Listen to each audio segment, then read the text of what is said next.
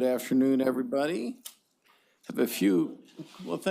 I have a few announcements to make. The first is tonight's public comment meeting scheduled for 6 p.m. has been canceled. That's to allow council members to attend a prayer service for Israel. Tomorrow night, the city will be hosting a public meeting about the redevelopment of city-owned property at 1300 Gendy Street, which currently houses the Fort Worth Community Arts Center. The meeting will be held tomorrow, Wednesday, 6 o'clock in the Scott Theater. We're inviting 2 development firms to present their preliminary proposals for the property. Interested residents will be able to hear the proposals, ask questions of the developers, and residents will afterwards be able to submit written comments for the developers to consider as they refine their ideas. On organizational updates or employee recognitions, first I'm gonna call on Valerie Washington. I think she's gonna introduce somebody and show a video.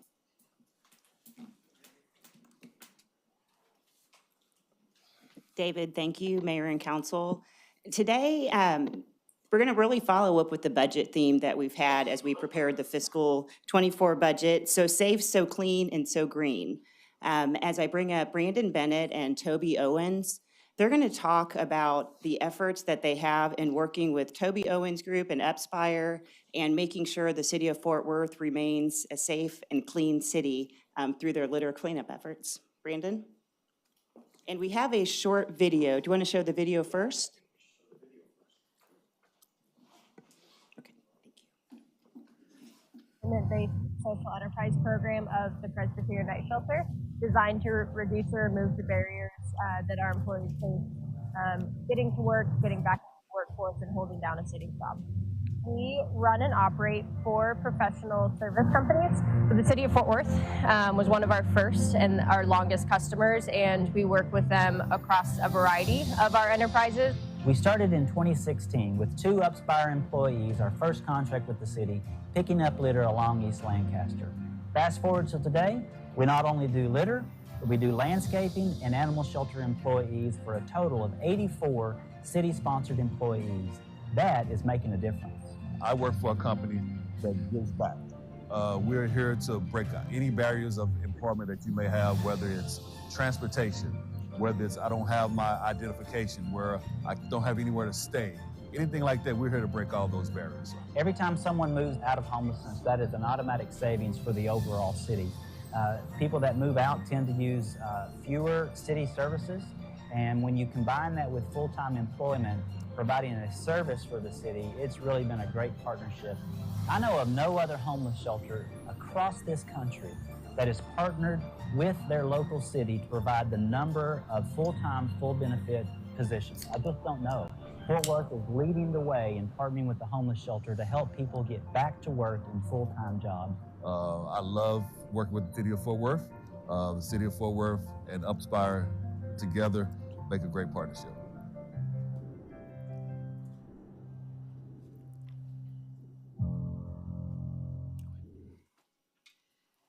Thank you guys very much for just the brief opportunity to be able to share that video. It's just such a great partnership between the Presbyterian Night Shelter, Upspire, and the city. And it was Brandon Bennett took a chance on our social enterprise to put people to work, and it's really made a difference. I'm happy to report at the video it was 84 people. Now it's 91. We've had a few more people. Yeah. In our total Upspire employment program, we have 175 people that are currently or formerly homeless working in full-time jobs, full benefits, that helps them get an income to move out of homelessness. For our litter crew, that is highlighted in this video, through September of this year, they picked up along 13,235 miles throughout Fort Worth, 50,774 bags of trash, 2,988 tires. That's 747 cars, 4 tires for each. So it's amazing what they're picking up. Last year, we put back in the hands of the employees $2,260,000. This year alone, through just August, we've put back $2,678,000. back into the hands of the employees that helps them be able to save, to move out of homelessness, and really just end this cycle that we are faced with. So a big thank you for the City Council, Mayor Parker, and the city staff, Brandon Bennett, Cody Wittenberg, Neil Johnson, Debbie Branch, James Cazell, and Chris McAllister. So thank y'all very much for this tremendous partnership, because it truly is one of a kind. I know of no other place that the city has taken just day-to-day work that needs to be done, but looking at it differently to have more of a purpose than just picking up litter or mowing grass, but it really has a purpose to helping the people that do those jobs. So thank you for this great partnership. Thank you, Toby.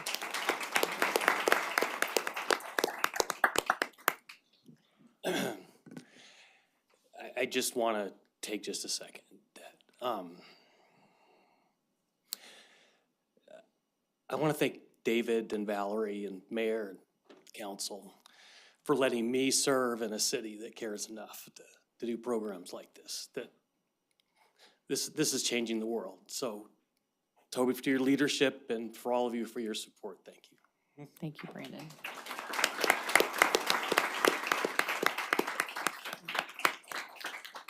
You both should be commended, because I think it took a lot of risk on each of your parts to make that happen, and to city management for thinking it was a good idea in the first place. That's a hard decision, I think, to make, and it's obviously paid off. So to the entire staff, thank you very much. And to Toby and your team, tell them all thank you, because there's a lot of people behind the scenes I know that work incredibly hard to make sure Upspire stays productive. So thank you for being here today.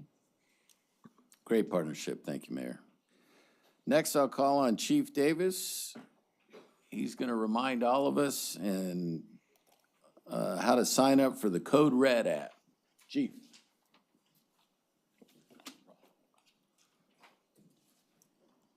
Good afternoon, Mayor, members, council, Mr. Cook. We, as the city, have been working towards streamlining emergency notifications. The city has an app called Code Red. In front of you is a letter that has been generated from the fire department and the Office of Emergency Management to the public that talks about this. The real nice thing about this is we have 500,000 people currently in the city that are signed up for it. There's an opportunity to use another software program that the fire department has for building familiarization and pre-planning.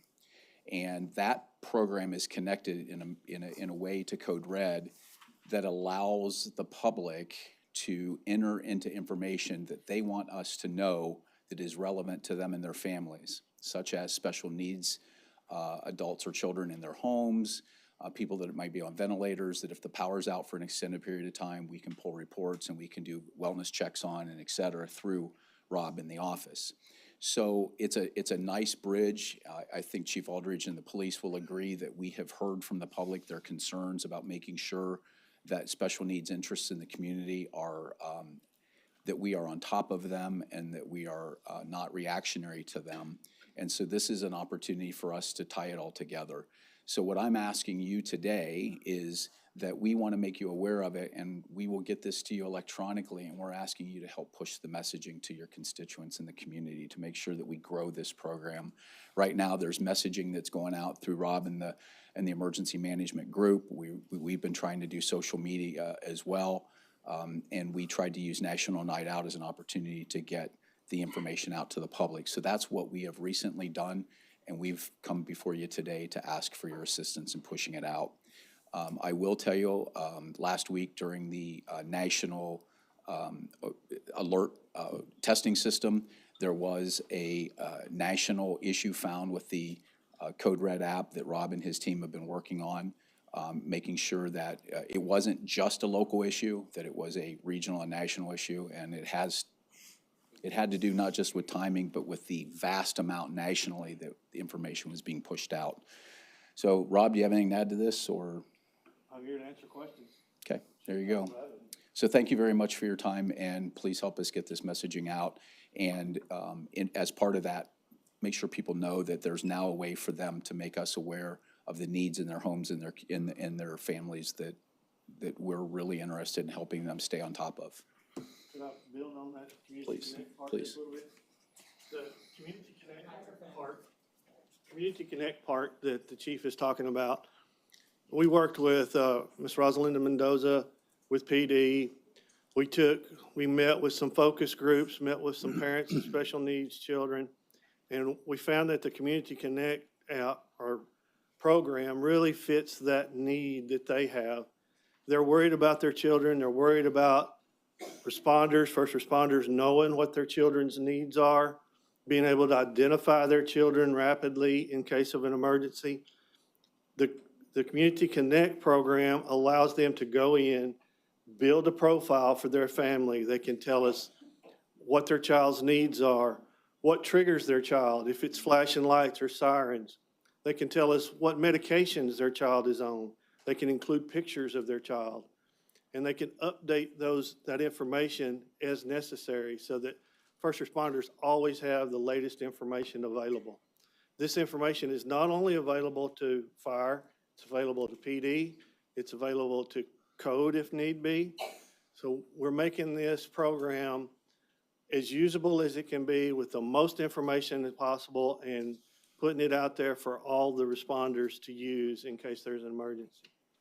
And to tag one thing additional, it's absolutely up to the user and to the family as to the information they share. There's nothing that's required. So I want to make sure that you have that information from us, that if anybody asks you about that, with the information they're giving, they're volunteering to give, and there's nothing that we're requiring. And their information is secure as well. It's to use the same level of encryption that banks use. So it's only available to first responders. Nobody else out there can get it. Michael? I just want to make a comment, say thank you for this and the expanded sort of micro data that you're getting from people. I will say that a couple weeks ago, I got a few calls about why didn't the sirens go off, or I didn't hear the sirens that went off. But I think this is a much better, now we have something to direct people to, a much better way of, because when the sirens go off, I don't think most people know what to do, even if the sirens are going off. Seek shelter, what does that mean? But I know you give a lot more information here on what's exactly happening. So I just want to say thanks. This gives something to push out to people when they're saying we don't hear that or they haven't gone off or whatever. And I would like to build on that outdoor warning system aspect of it. The outdoor warning system is designed to let people know that are outside that there's a problem. It really doesn't say what the problem is, it's just a noise. But it lets people know in the community that they need to go in, seek more information. We always recommend they have 2 or 3 ways of getting emergency information. Code Red app is one of those ways. The local news media are those ways. Our social media is a way to get that information. But we want them to go in. We want them to hear those outdoor warning sirens and go in and seek more information to see what's actually happening and what they can do to protect their families. Anything else? Any other questions, council? Thank you all very much. Thank you. Thank you. Let's see, next I'm going to call on Dana Bergdorf. Just going to recognize one of our employees about the Heart Walk.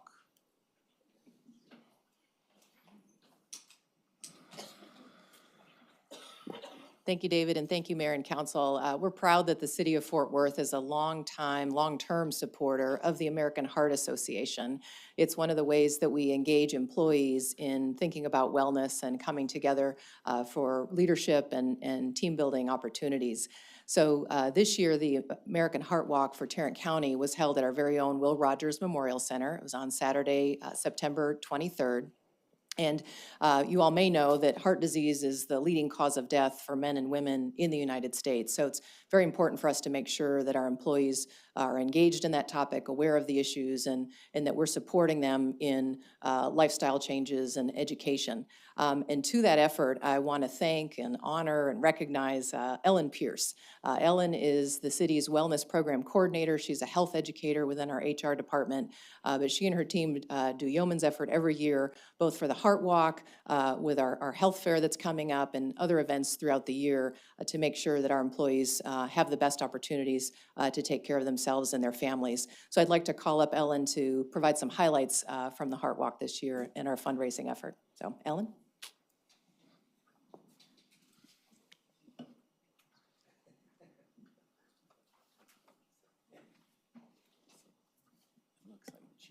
Thank you, Dana. Okay. Thank you, council, mayor, city manager. Thanks, everyone, for being here.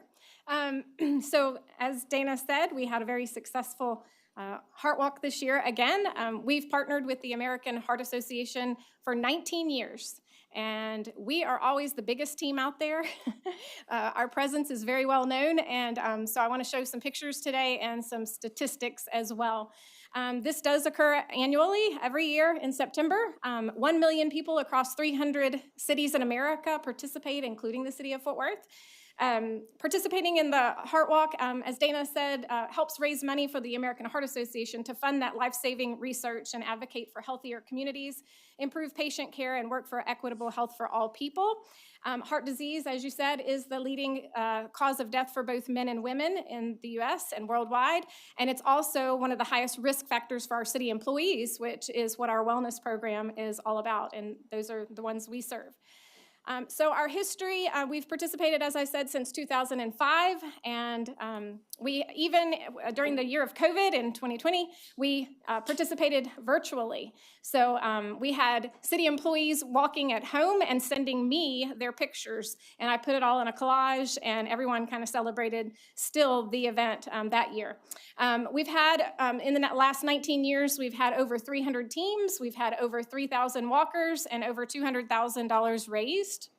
And here are the 2023 stats. So this year we had 24 teams, which meant 24 team coaches, and we had 321 walkers and $19,223 raised. So you can see our big team there.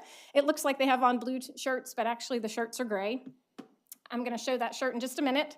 In Tarrant County, they had 104 teams, and we were the top fundraiser, and we had the most number of walkers at the event. So you all should be proud.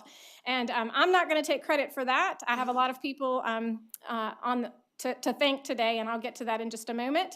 But you can see that overall in Tarrant County, they had 1,831 walkers and 374,000 raised as a county. All right, so now I have to give some prizes here. Tony Rousseau, is he here? Is Tony here? He was, their team, the FMS team, raised the most money, so you can see how much money they raised. In second place, Patricia Garcia, as far as funds raised. HR was number 3. Communications and public engagement was number 4. And CMO, Selena, I think she was a one-man show. I think she did this all on her own, raised $1,413. So you can see the top 5 teams as far as fundraising. And here are some pictures. I want to point out on the left there, Randy Acosta. He has just become our Heart Walk mascot. He wears the costume every year. So he works out at Hazel Harvey. So you can see the FMS team, Tony and his group, and some others you might notice in these other pictures here. It's a lot of fun. All right, this is Patricia's team, and she got her team going this year, and these are some of the picture collages that she put together. As you can see, it's very festive, it's very fun, and it's amazing to me that we can get these city employees out on a Saturday. Okay, it is not a work day, it is not on work time, it is on a Saturday, it's out at Will Rogers, and they bring their families, they bring their dogs, they bring their kids, this year we saw a first, somebody brought a goat. They walked the goat. I've never seen that before. But anyway, it is a lot of fun. And these city employees really get into it. And it's so encouraging. Now let's talk about number of walkers. These are the top 5 teams that had the most walkers on their team, registered for their team. So Sharon Gamble was number 1, communication and public engagement. And then Tony's team was number 2. You can see how many walkers were on his team. HR was number 3.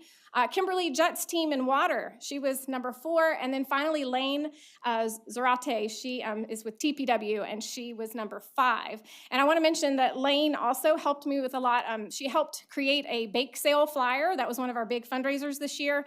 And she also helped me with some IT things that made my job a lot easier. So she was teaching me some new tricks this year on the computer that made things a lot easier for me. So I have her to thank as well. All right, more pictures. As you can see, our mascot, teams at the finish line. And there's Deanna and our HR team at the starting line getting ready to go. That's where I saw the goat. And some other people that you might recognize in these pictures. Just lots of fun. We took hundreds of pictures, so you can imagine. It was hard to pick which ones to put up here. All right, so a big thank you for anyone who supported. Either you came to the bake sale, you donated funds, you helped get walkers there, you actually came to the event. First of all, I couldn't do this without team coaches. Those team coaches, they're the ones that go out into their departments and recruit walkers, right? And they create enthusiasm and they get people on board. So I mean, the credit goes to them. Sharon Gamble, if you know her, she's my biggest cheerleader and she's my partner in crime with this. They donate the t-shirts every year, the team t-shirts, so that we all, when we get to the Heart Walk, I mean, there's masses of people, we can find each other easy because we all look the same, right? So we have to have a team t-shirt, and their department donates that to us every year. Jason McGregor, I don't know if you know Jason, but he's a graphic designer, and he's a city employee in communication and public engagement, and he always designs our t-shirt every year. So I wanted to show you this year's t-shirt. On the front is always our logo, Fort Worth, right? And this year, it looks kind of like a torch. So this one, yeah. Jason designs it every year, and this was his design for 2023. They're very popular, obviously. The city employees enjoy getting their free t-shirt. Susan Peterson, she's in municipal court, and she was big in organizing the bake sale, and that was a big fundraiser that raised a lot of money, actually, so it came from her. And I know she got a lot of help from Selena Alla, because she wasn't quite sure how to start all that and how to reserve space, etc. And finally, I did have a steering committee this year for the first time, and so I want to thank Mark, I hope I'm saying his name right, Mark Alcala, with Will Rogers, Dana Bergdorf, Joanne Hinton, benefits manager, my supervisor, Anna Ayala, also Sharon Gamble, Whitney Rodriguez, and Amanda Reyes. Amanda was our marketing specialist, so she helped market and get city employees engaged and informed. Any questions for me? Thank you, thank you. Any questions?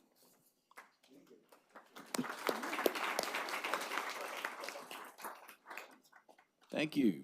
Next, I'm going to call on Deanna Giordano to recognize some of our employees or graduates from a program here. I'm actually here on behalf of Assistant City Manager Jess McAkron, who couldn't be here today. So I'm going to recognize 11 graduates of the city's inaugural Emerging Leaders Program. And so as I call their name, if they will kindly join me. But first, let me tell you, what is the Emerging Leaders? It's basically a leadership pathway that was started in support of team members that are either currently in leadership roles or that aspire to be in leadership roles. And so many of the emerging leaders came from our Young Professionals Affinity Group, and participants completed a number of different courses, Franklin Covey modules, and met bi-monthly to discuss them. So those courses included everything from having a difficult conversation, creating employee engagement, and building high trust as a leader. They spent over 18 hours individually and kind of preparing for that course content, participating in the training, and even doing some homework associated with that. Their dedication and commitment to the city of Fort Worth will help shape the future generation of future leaders, because they'll also be joining us in the Emerging Leaders Cohort 2 program, where they will help in specialized training, but also serving as mentors to those that aspire to be future leaders for the city of Fort Worth. So join me in recognizing the following 11 graduates. We have Martha Collins, who couldn't join us today, but Martha has been with us, she did join us today, 4 years with the city in the Economic Development Department. She currently serves as the Strategic Development and Rehabilitation Coordinator. She was recognized this past January for being named to the Emerging Local Government Leaders Top 100 Government Influencers list for 2022. Congratulations, Martha. Rebecca Doyle, who could not join us today, is with the City in Park and Recreation. She currently serves as a contract services administrator and was the president of the City of Fort Worth's Young Professionals Organization. Andrew Goodman has nearly served 3 years in the City Development Services Department, currently serving as an interim engineering manager. Andrew? We have Margot Gordon, 3 years with the City and Park and Recreation, currently serving as the Graffiti Abatement Program Coordinator. We also have Tabitha Guess, who spent nearly 7 years in 2 different city departments, but currently serving in library as the Outreach Services Supervisor. Timothy Hayden with 9 years in 2 city departments, currently in diversity and inclusion as a civil rights investigator. Daniel Leach, who's served with us for 12 years in Park and Recreation in multiple roles, currently serving as a business process analyst and as the Vice President of the Young Professionals for the City of Fort Worth. Stephen Nichols, with more than 11 years of city tenure in 2 different departments, currently serving as the Stormwater Program Manager in TPW. Avery Pesek, who's had 5 years in 2 city departments, was recently promoted to the Senior Environmental Planner and the Keep Fort Worth Beautiful Coordinator.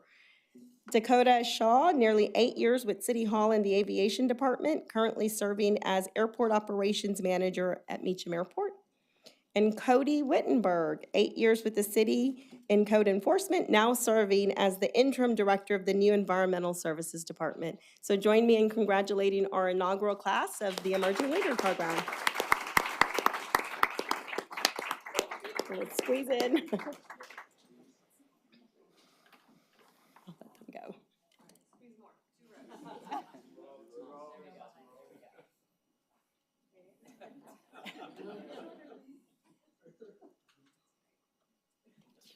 Thank you.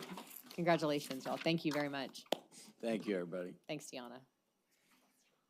Next, our informal reports. Y'all can stay for work session. Look, they're all Okay. leaving. They all have jobs to Wait a do. minute. Yeah, they have work to do, yeah. Let's see, informal reports. We'll do the first 2 at the same time. Those are on sales tax updates, one for June 2023 and one for July 2023. And Clay Pearson's available if there are any questions. All right, moving on. The next informal report is on the proposed 2024 council meeting schedule. And Jeanette Goodall is available if there are any questions. Yeah, I got a question. Not a question, but a thought. I know. What? Okay.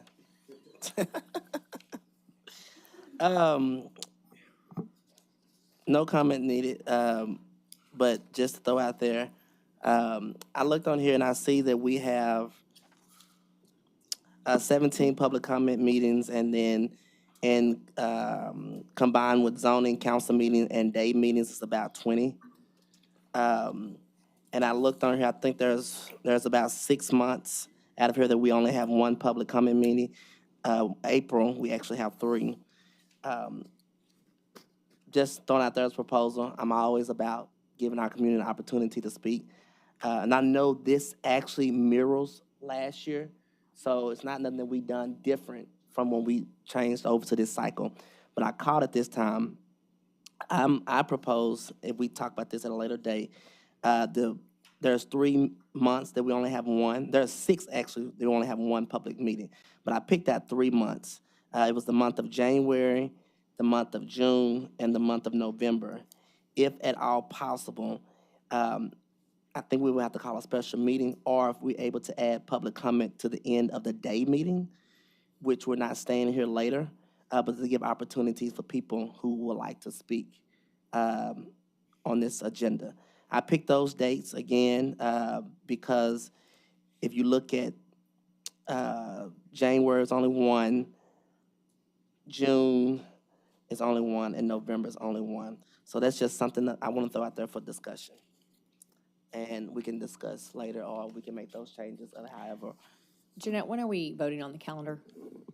So we'll bring it back, hopefully on October 31st.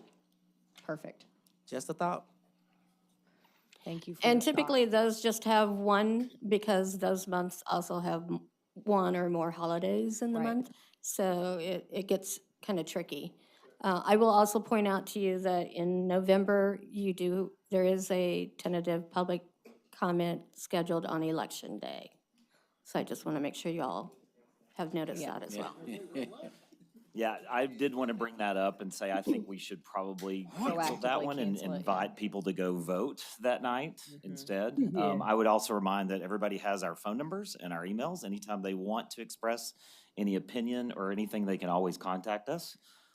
So that's open. And we also, if there's an actual agenda item, they can speak at those meetings too about the agenda item. So I would say there are plenty of opportunities for the public to engage, not just the public comment meetings. Elizabeth? Mayor, I would second canceling that public comment meeting on the election night. Yeah, I think I concur with Michael. As personally, I have spoken in person in meetings with many of our most prolific public commenters. And I feel like I have covered my bases. So if they want to come at one of those meetings, that's perfect. And otherwise, it's not uncommon for all of us to follow up with individuals that come to council before and after to make sure that their very legitimate issues are heard and that city staff is responding as quickly as possible. So I encourage us all to keep doing that as we move forward. But to Chris's point, if you have any other feedback prior to that October 31st date, that'd be great. Jeanette, anything else? That's it. I just need to know if you want us to amend the schedule to, I vote on it as is, other than the November November date, 5th? but it sounds like Chris has got some ideas there, and you'll probably have to be prepared for that when we vote on it in open session. Any other comments, council? Perfect. All right, next informal report is on the city's deferred compensation plan. And Deanna Giordano and Reggie Zeno is available if there are any questions. All right, the next one is military partnership, Skill Bridge, and hiring our heroes. I have some questions. And Deanna is available if there are any questions. Bless you. All right.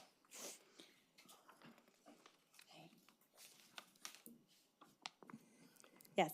Hello. Thank you so much for undertaking this pretty enormous effort to get it going in the city of Fort Worth. I know I personally appreciate it. So thank you for that. My next question is, where are we on advertising and hiring the city of Fort Worth's veteran liaison position? Okay, so that's a question that we are working through to get the job description just finalized to make sure that it's prepared to recruit appropriately. And so we're working with the department that's responsible for that process. What can we do to speed up that process? Because it has been entirely too long to get that person on board. So how can I be helpful? And I'm going to voluntold my colleague, Mr. Lauersdorf over there as well. I think let us work through kind of just following up with the department. And if we need assistance, I can reach out to both of you directly so that we can get it advertised and maybe even some recruitment sources where we can post it and publicize it to attract the right individual. Great. I really appreciate that. Then my next question is, you said the word advertise. So what are we doing to advertise our new programs, and how are we going to make sure that we're not just a shallow reach here, but that we're really going in depth and pulling the best and the brightest into these programs? That would be the Army there for you, Charlie, in case you were curious who I was talking about when I said best and brightest. Two very different programs. With the Skill Bridge program, we actually advertise our opportunities using the Department of Defense site where we attract individuals to roles that we advertise there. We took a few months to get an agreement through the Department of Defense, but now we can use that to expand upon other opportunities. And much like you heard Code here earlier with the initiative with the homeless, they've actually volunteered to lead this effort with our first Department of Defense program. And so we are very excited to kind of get that underway. And that's particularly with kind of just the animal services. We're hoping that sets kind of the parameters and the foundation to expand it to other departments. We know the water utility is highly interested. We know that others are interested in creating additional pipelines.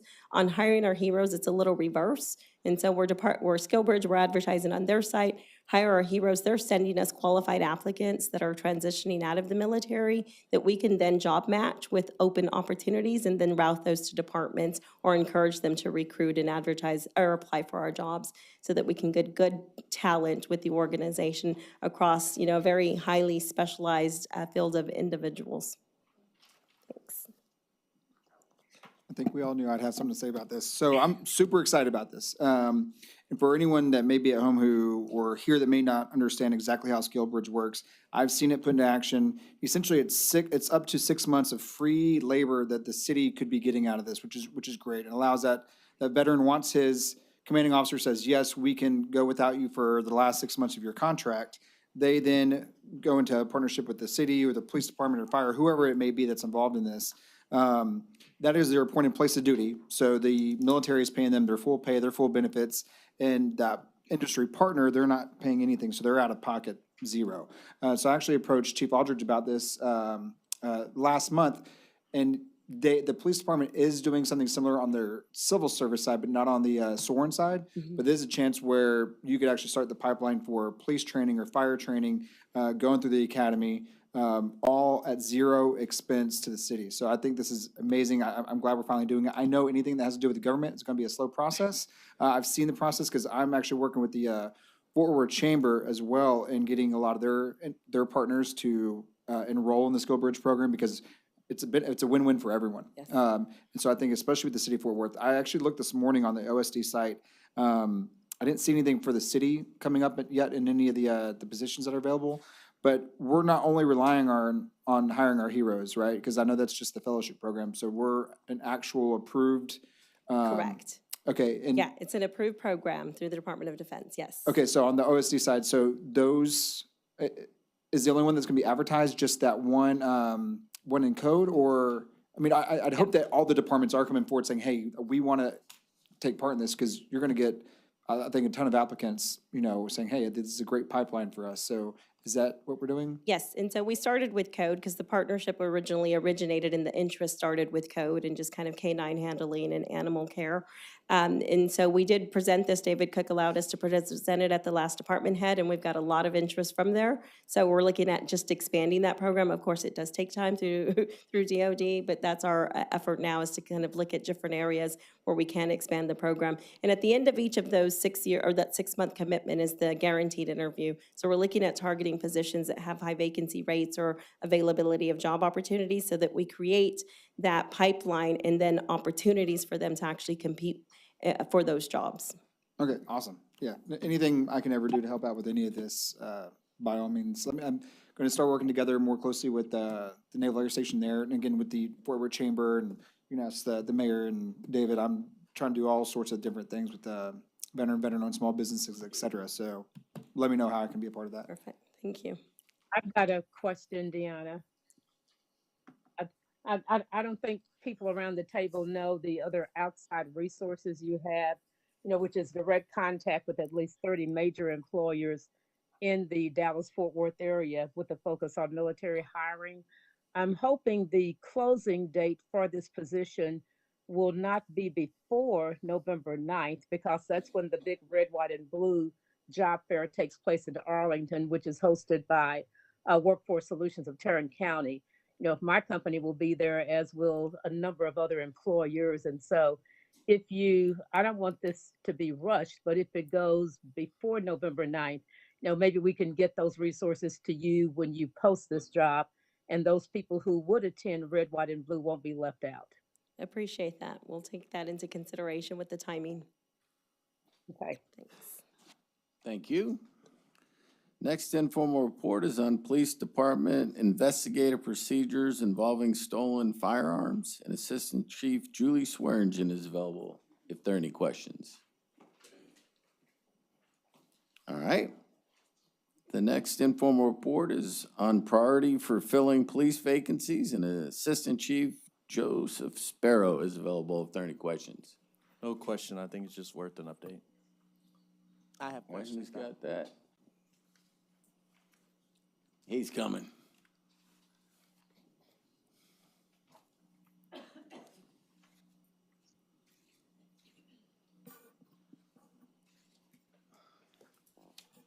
Thanks, Chief, for coming up. I know this is a relatively big topic in District 6, and so I called you up just because I think it's important for the record for folks to know all the work that y'all are doing to try to fill the vacancies that we have. Well, good afternoon, Mayor, Council, and City Manager Cook. So, in filling these vacancies, right now we have several classes that are going on, and obviously, before the 63 positions, new positions came in October, our fiscal year, we were down 145 officers, which is quite a bit. But right now, we are actually running 3 academy classes. Academy Class 155 is going to graduate 20 as of this time right now. And 156, right now we have 52 in that one, and we also have a Leo's class, which is our lateral law enforcement. That has 17 right now. So we're pushing really hard to actually get enough people in the academy, and Assistant Chief Aldridge is really working hard to do that. He's trying to get the bigger classes as far as, because we can get more people in, and if we can somehow stop attrition, that would help as well. Thank you, sir. Thank you. I have a couple questions. I asked for this IR, and one of the reasons why I asked was I was concerned on some of our teams, such as the HOPE team and their classification of filling vacancies. When I'm looking at page 2, the priorities for filling vacancies, if I'm reading this correct, the order is direct response units first, the gang units second, academy instructors third, patrol fourth, and all other units. Am I reading that pretty straightforward? Well, not necessarily. So Okay. our violent crime initiative, what we're trying to do is we're trying to keep those units, at least the officers, the ones who are enforced, we're trying to keep them full, because one of the priorities of the city is to decrease violent crime. Sure. So we want to make sure our DRU units, they're fully staffed, and our gang units, as far as just the enforcement officers, are fully staffed. But our number one priority in the city is patrol, because when people call for the police, they expect for somebody to show up at their door. They expect for somebody to respond to their call. So that's one of the reasons why we're pushing as far as trying to keep patrol as full as possible. Where does the HOPE team fall in the response of being filled? The HOPE team is an important, I mean, just like a lot of our other units are very, very important, the HOPE team is very important. So a HOPE team is our homeless outreach team, and they go out and they actually work with city code, and they get rid of the camps, and they deal with that. But the HOPE unit has to fall second place to answering calls. Now, I look at it like this. The city, you've got to have people working at the academy so that they can get people trained so we can get them out there. So we have to train them. You have to have people answering calls. That's very important, because people, when they call for police, they want police to show up.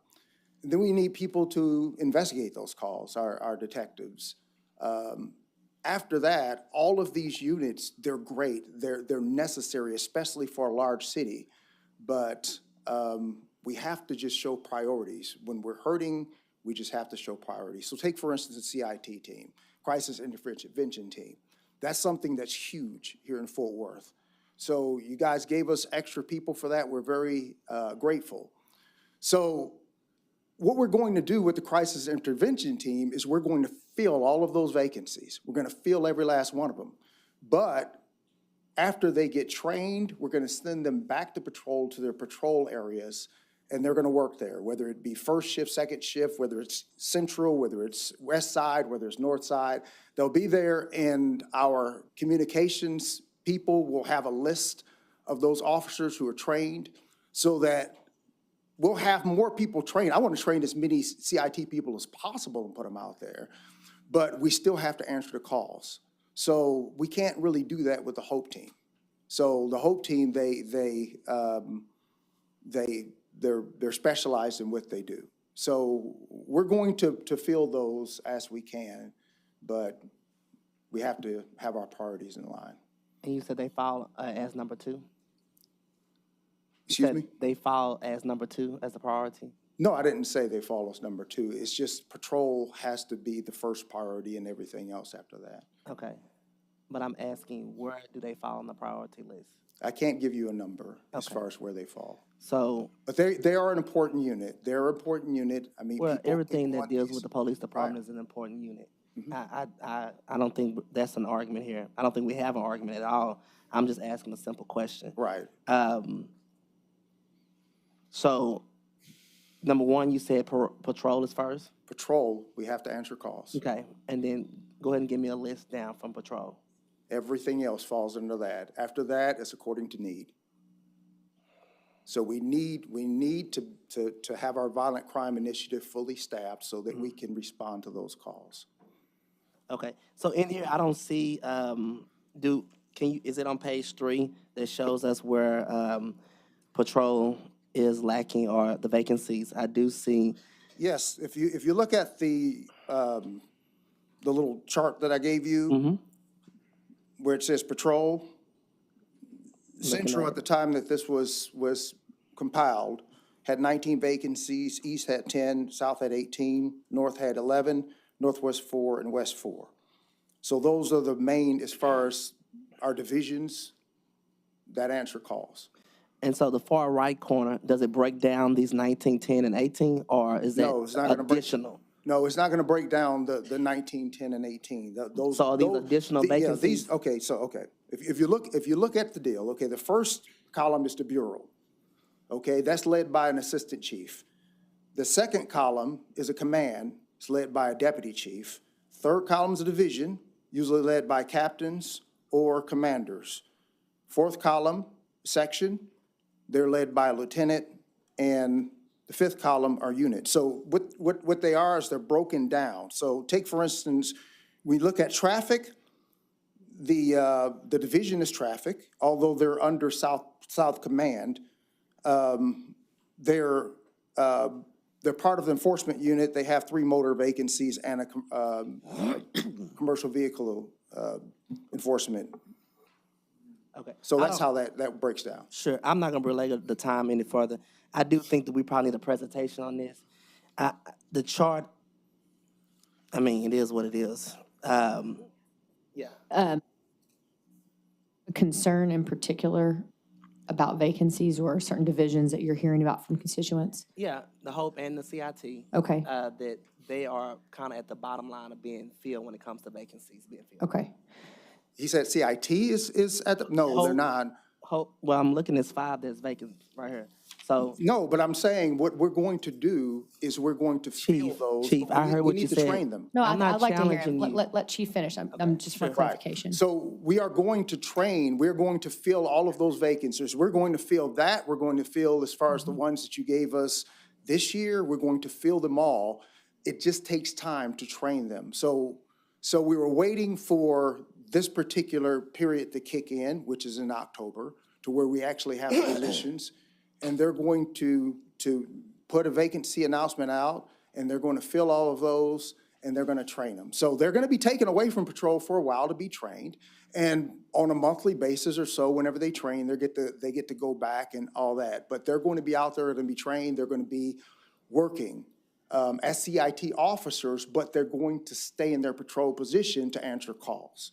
So and that's why it's very difficult doing this, because you can't really put a priority on things because everything is important, especially in a city as large as Fort Worth.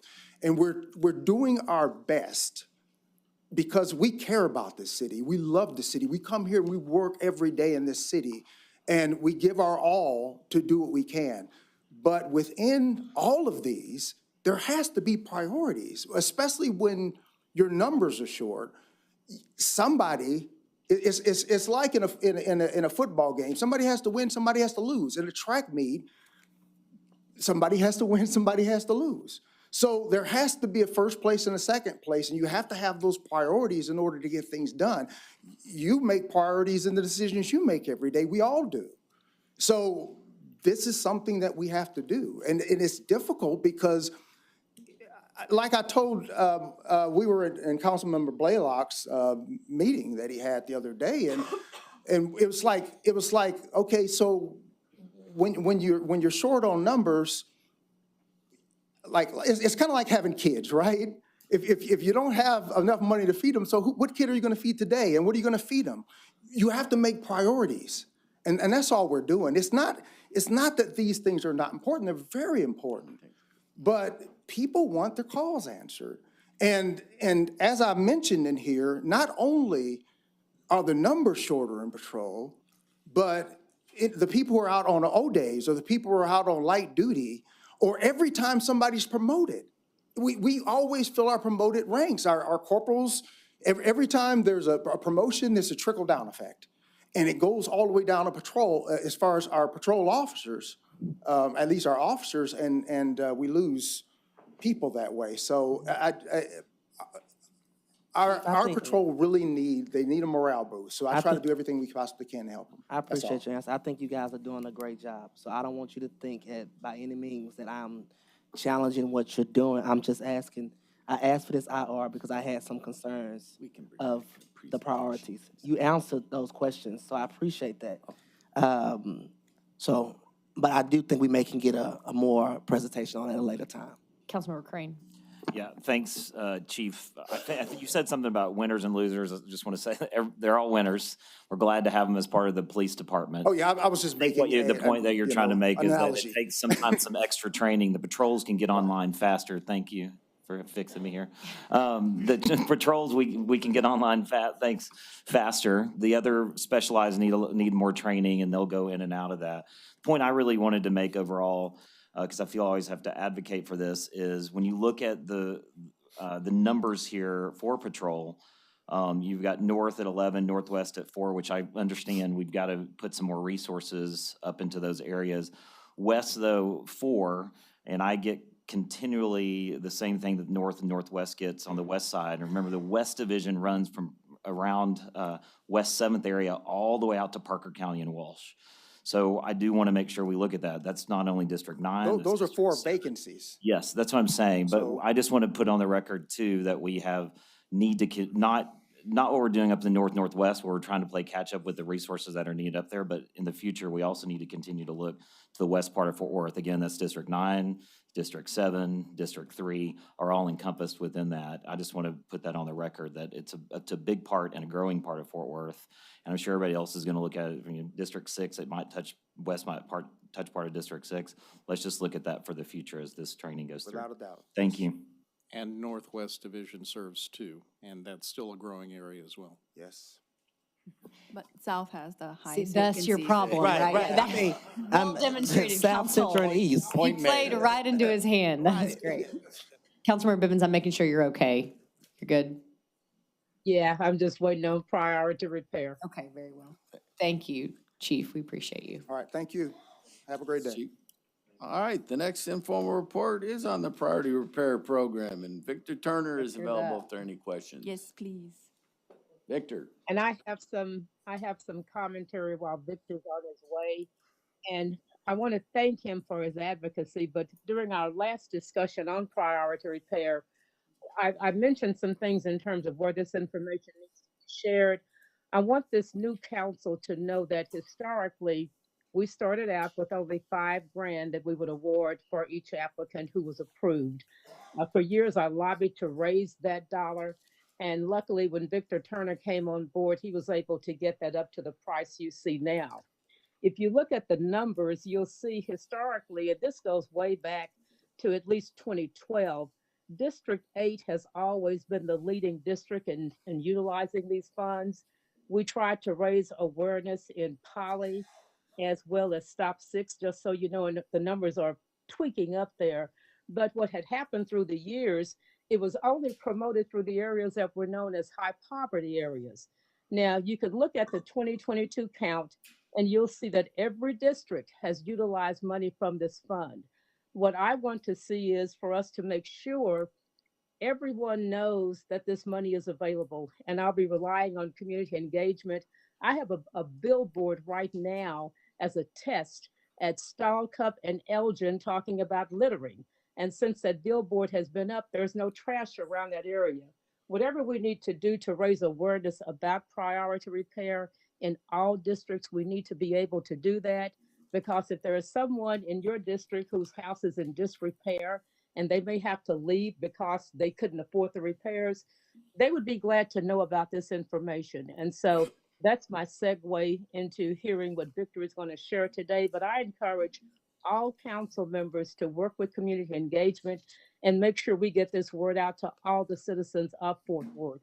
People initially thought we were going to take their house. Nobody wants their house, but the information needs to be shared because the funds are there. Thank you, Mayor. Thank you, Gina. Any other questions for Victor? Victor, what percentage of those folks that participate in the priority repair actually use the full 25,000 of funding? We just raised it like last year, so we're just Oh, now okay. starting to get those numbers up. But we anticipate several will, because we were very limited before, and the repairs far exceeded what we had for a dollar amount. So we anticipate more of them being close to the limit. So before this, what percentage of folks use the full amount? Before, it was 5,000, as So Councilman, most people? $5,000 Okay, limit, okay. yes, yeah. And Councilmember Martinez, you should know that a number of people wouldn't even apply because they had more than $5,000 needed for repair. And again, the misinformation that if you could lose your house to the city. And so there were a number of reasons for people not even seeking it, but $25,000 is attractive enough for people to want to make application. Chris, go ahead. Quick question. Do we have, working with some of our seniors, I know our office have had people come up and we had to assist them with navigating through the process because it couldn't be a little rigorous. Some of them are 2 or 3 pages, some of them are a few more. Do we have a place where citizens can come and fill out the application with staff? Yeah, sure. They can go to Hazel Harvey Peace. Okay. On that second floor, that's where our rehab team is, and there'll be somebody there to help them with the application. Thank you. Thank you, Victor. And the final informal report is on the fiscal year 2024 stormwater utility fee increase, and Jennifer Dyke is available if there are any questions. I don't have any questions. I just really want to thank the entire stormwater team for all of the really hard work they've done to get us to this point and also to help us look forward into the future. So Jennifer and her team and Lauren, thank y'all all so much for doing this. This is so important. Thank you. Mayor, that concludes my report. Okay, David, thank you. Rolling into our agenda. First is any questions regarding change in memberships to boards or commissions to the upcoming council meeting? Any questions regarding significant zoning cases for October 17th? And any questions regarding the city council M&C log for October 17th, 2023? Ms. Hill. I have 2 questions. The first one is on number 5 on the consent agenda, the water wheel. I don't know who would be the right person to ask about that. Brandon.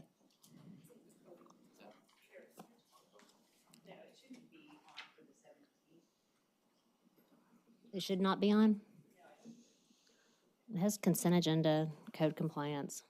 Oh, I'm sorry. For the water wheel? Water wheel? Yes, the water wheel is on for October 17th. I'm sorry, I was thinking of a different agenda item. Okay. What was your question, Macy? I missed it, sorry. Oh, well, I have several about it. The first one, do we know how much it's going to cost the city? Yes, I believe that we are putting in, I don't have my notes in front of me. I think we're putting in $350,000. The TRWD is also putting in $350,000. We have some private fundraisers that have also put forth, I believe, a little over $200,000. Okay. The city, we are covering that private donation of $200,000 just to get it started, and then we will get reimbursed by the private fundraiser. So is it actually going to pick up litter, or is it more education tool? What's the? It is going to pick up litter, and it picks it up really, really well after it's rainy and the river's moving. It will pick up some litter when it's still, but there is a lot more activity in picking up when there's movement in the river, especially after a storm. Okay. But it is more just, it will be useful. It will help remove litter from the river and keep it clean, as well as being an attraction that people would want to maybe come and see and watch it work. Where will it be, and has the Corps already signed off on it? They have. It's going to be at the Clear Fork. The Clear Fork, there's 2 branches. I can send you a map to show you which branch of the Clear Fork. I believe it's the left branch of that. The TRWD has secured the permits from the Army Corps, so the project's moving forward. Okay, but how long will it stay? It has a useful life of over 20 years. I know, I was kind of surprised to find that out myself, but it's 20-year useful life. As part of the ongoing maintenance, which is shared 50-50 by the city and the TRWD. If we realize that we want to replace that it's a commodity we want in our community, we'll make sure that we peel off some of that maintenance funding to put in toward replacing the water wheel. Okay, perfect. Thank you. Thank you. Thanks, Val. And then, Mayor, I have one more question about the affordable housing resolution. Yes, and council, I think you have a copy of it in front of you. Or I did, at least. Thank you, Fernando. Well, it's not in the MNC log. It was emailed to us earlier. Yes. Okay. So the new language about specifically calling out ADUs. Yes, ma'am. Why are we specifically calling those out in the resolution? I think I understood the resolution to be a study on middle market housing in general. So I don't understand why we're calling it out specifically. We're proposing to conduct a study on expanding housing options in Fort Worth to include what we call missing middle housing and accessory dwelling units, or ADUs. Those are the two forms of housing that we contemplate studying as to their feasibility and desirability in different parts of Fort Worth as appropriate. We anticipate coming to you with an MNC authorizing a contract for that study in the next few weeks. I don't know that we have a date yet, but it should be either later this month or sometime in November when you get that MNC.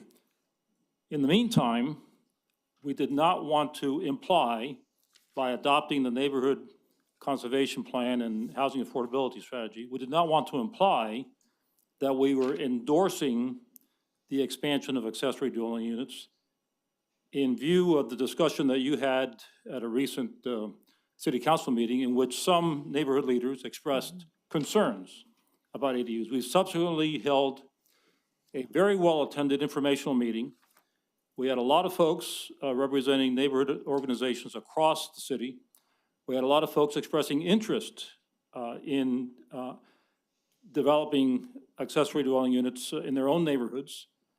We did not seek to build consensus around the issue. It was merely an informational meeting. I think folks who were in attendance at that meeting expressed satisfaction with the proposed substitute resolution, which essentially would not commit the city one way or the other pending completion of this study that we propose to undertake. The study would include participation by a diverse and balanced group of neighborhood leaders and builders and others who have an interest in different forms of housing. We believe that the affordable housing strategy presents for our consideration a broad menu of ideas that we can explore without committing to any of those ideas specifically. So for example, earlier today, the Neighborhood Quality and Revitalization Committee received a thorough briefing on community land trust. That's one of many ideas that have been brought forward to us in the housing affordability strategy. It does not commit us to expend any funds or to enact any regulations, either broadening or restricting those land uses. And so we believe that this substitute resolution goes about as far as it can meaningfully to endorse the overall housing affordability strategy without committing the city specifically to take any action on those recommendations. Well, I think you just hit the nail on the head on why I'm hesitant about it, because it does sound like the city is endorsing, but with the new language too, that we're endorsing or planning to already support No, ADUs, quite to the contrary. But we're not, I think the language needs to be a little bit more broad. We have to have a proactive affordable housing study done, but I think it needs to be more broadly termed out instead of just saying, I mean, we're specifically calling out ADUs, and I don't understand why we're doing that. We're not calling ADUs out. is called out because that was the issue. That was the issue that. Can we not take that language out? Why do we have to include that specifically? We're trying to respond to the council's concerns. The council expressed concern about any implication that you were endorsing accessory dwelling units. And so we wanted to make it clear that you're not specifically endorsing accessory dwelling units or any other specific elements of the housing affordability strategy. Fernando, quick question for you. In the meeting that you held that was well-attended, was their reaction to this revised language? We actually discussed the language word for word. Okay. Most of that language came from one of the neighborhood organizations, the the North Fort Worth Alliance, suggested much of the highlighted language. And then in response to comments that we got at the informational meeting, we added further language to make it clear that we were not prohibiting property owners from applying for zoning changes or otherwise seeking to build accessory dwelling units under our current regulations. We talked through all of those key provisions of the resolution with everybody who was in attendance, and we asked them, are you okay with this? And they said, yes, we're good with it. And so it's surprising to hear that anyone who might have been associated with that meeting isn't satisfied. And Councilmember Hill, are you hearing from people that this new proposed language is maybe still problematic? I think it's still problematic. I think we're being very specific about calling out ADUs, and I think At the request of the council, yes. no. But The reason I asked for the continuance is to better understand what we're dealing with. And I think people still, and the language when I first read this, it did jump out at me as if the city is pushing ADUs, and we're going to look at the study, but it's something we want to call out. And so I'm just giving you my feedback on that I don't think it needs to be included in this resolution. And I have a comment too, Mayor. Okay, and Councilmember Beck and then Councilmember Bivens. Sure. I actually like the addition or including ADUs in there, and I think for those of us that had the benefit or privilege, joy of going through the short-term rental process, what I envision as we move through this is something very similar to that. As we had moved through that process, it was, well, is it neighborhood specific? Is it city specific? And there was a lot of dialogue. And so I think including ADUs in here, one, puts people on alert. If they don't want ADUs, they're going to keep their eye on this ball and they're going to be engaged and participate in the process. I think it also opens the door for us to have that deliberative process with our neighborhoods about, when, what, how, if ever, ADUs are appropriate for their particular community. And so that's why I'm in favor of keeping it. It does call it out, but it calls it out in a way that says it's not binding. We're not going to do anything, but it does open the door for us to continue to study that as a potential avenue for addressing the middle housing. Councilmember Bivens. Council staff has always heard me talk about perception versus reality. And the feedback that I'm getting from people, it gives the impression that the city, is, in the tank with ADUs. I don't have a remedy for it, but I would also just make sure that we at least get some input from community engagement to see if there's any way we could accommodate the concern that Councilmember Hill has. And I have it too. I had a similar conversation with transportation people yesterday. How we scribe things often lets people know where we are. And I have heard from people, not just in my district, but the idea that the city appears to be embracing ADUs. Thank you, Councilmember Bivens. Maybe one potential solution as we consider this prior to the 17th. Council, if you have the resolution in front of you, on the first page, it's the second to last whereas clause, I think is probably where your most concern is.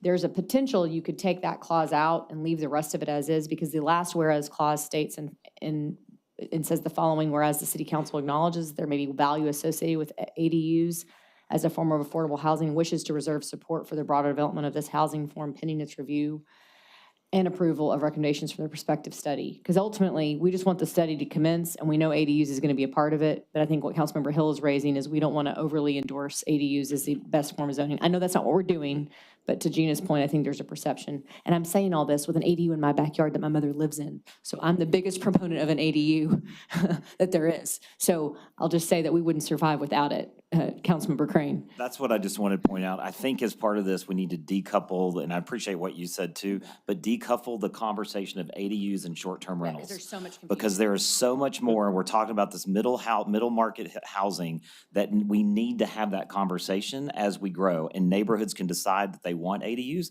so their mother-in-laws, I don't want my mother-in-law. Husbands, Joanna may want you in the ADU. It's true that is something else that we have as an option, or it may be renters. These things have existed for a long period of time. Yeah. And they will, and they serve a purpose. So I think we just need to decouple the short-term rental from ADU with everything moving forward.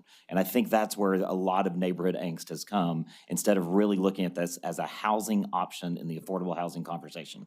Michael, and if I could add on that, I think some of the fear too is that we're going to allow the building of additional units. And so as I've gotten feedback, so I like that we want to have the conversation. I think we should have the conversation. I think it goes well in the resolution. I think we can have the conversation without putting it in the resolution if we need to. But thank you for hiring that consultant to kind of lead us through that study. Well, Mayor Pro Tem and my other council colleagues, y'all said it a little bit more eloquently than I did, but I think it's just the language, and that's what it comes down to. And so if we can get agreements on And taking also that just out. acknowledging, I mean, I was just at a TML board meeting, Gina was there, and there was a whole session about short-term rentals. So much of this is out of our control right now, and it's still caught up in several different lawsuits. And so that's why we have City Legal doing such a great job. But some of this, as we do consider ADUs, to Michael's point, even if we try to uncouple it now from short-term rentals, there's maybe very little we can actually do in enforcement, especially in the next year or so. Madam Mayor, would you like for us to remove the first highlighted whereas clause? I'm just offering that as an option. Maybe you circle that around with council members prior to Okay. that next meeting, and then we can make a decision from the We're dais. happy to do whatever. I would the say you'd council- ready to pull your hair out, Fernando, but it's already gone. It's already gone. So, But had there been any, you're doing great, Fernando. Thank you very much. so much. We appreciate you. Thank you, Fernando. I have a request, Mayor. I knew Fernando when he had hair. And so, the way things are now, it's just normal. But it would be good, I don't mean any slight, but it would be good if staff, when they're presenting to us during these very challenging times, if there's anything that triggers attention from Austin, people, I'm telling you, we don't want it. And, the last thing we want to be is in Austin sites, because they're fighting us at local control on every item. And so when staff is presenting, if there's something that's sensitive to Austin or where we could be at risk, I'm depending on you guys to let us know. David? What was that? I said, got it. Okay, we don't want to get in trouble with them. Mayor, and just for the record, I like Fernando's haircut. He doesn't have a haircut. He doesn't have any hair.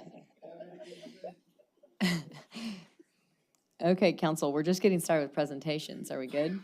Okay, first one, briefing on the Stockyards Transportation Study. TPW, Raj Gupta is going to present along with Jeff Whitaker with Kimley Horn. I know Councilmember Flores is very excited to see this. Oh, yeah, long time in coming.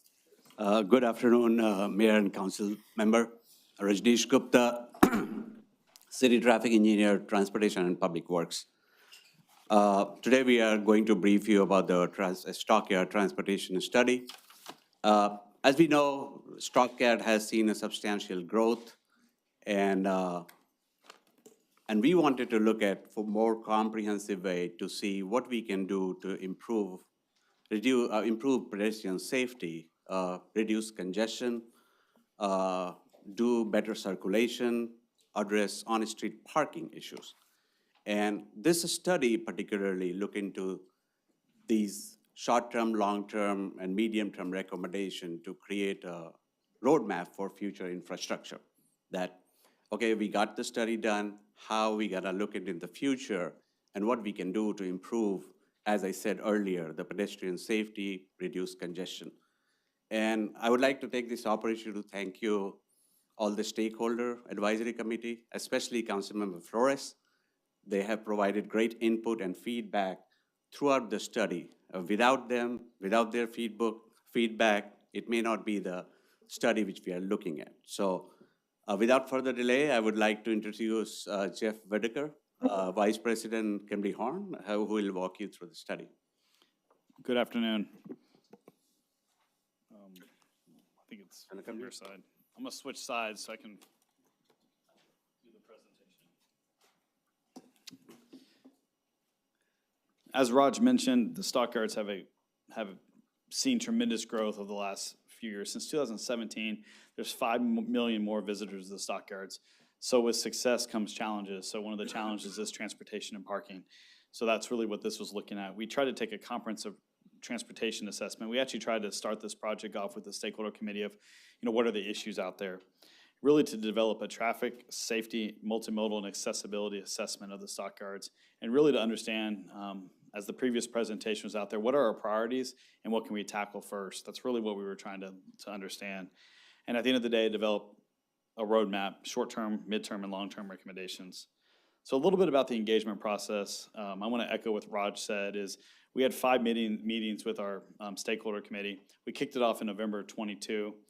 We had 3 progress meetings where we tackled topics. And then at the end, we had a final review meeting in August of 23. But between those meetings, the stakeholders also had homework. So we sent out surveys to them, really with the first one of gathering issue identifications. They're there all the time, so we wanted to make sure we can see that. We wanted our boots on the ground to give us the understanding what the issues were out there. We also had a feedback loop for project ideals. You'll see we had 22 projects mentioned in here, and it was really to understand what those projects are. And some of those projects came directly from the folks on the stakeholder committee.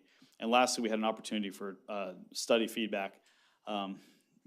We had lots of people give us comments on the feedback. We've addressed most of those comments.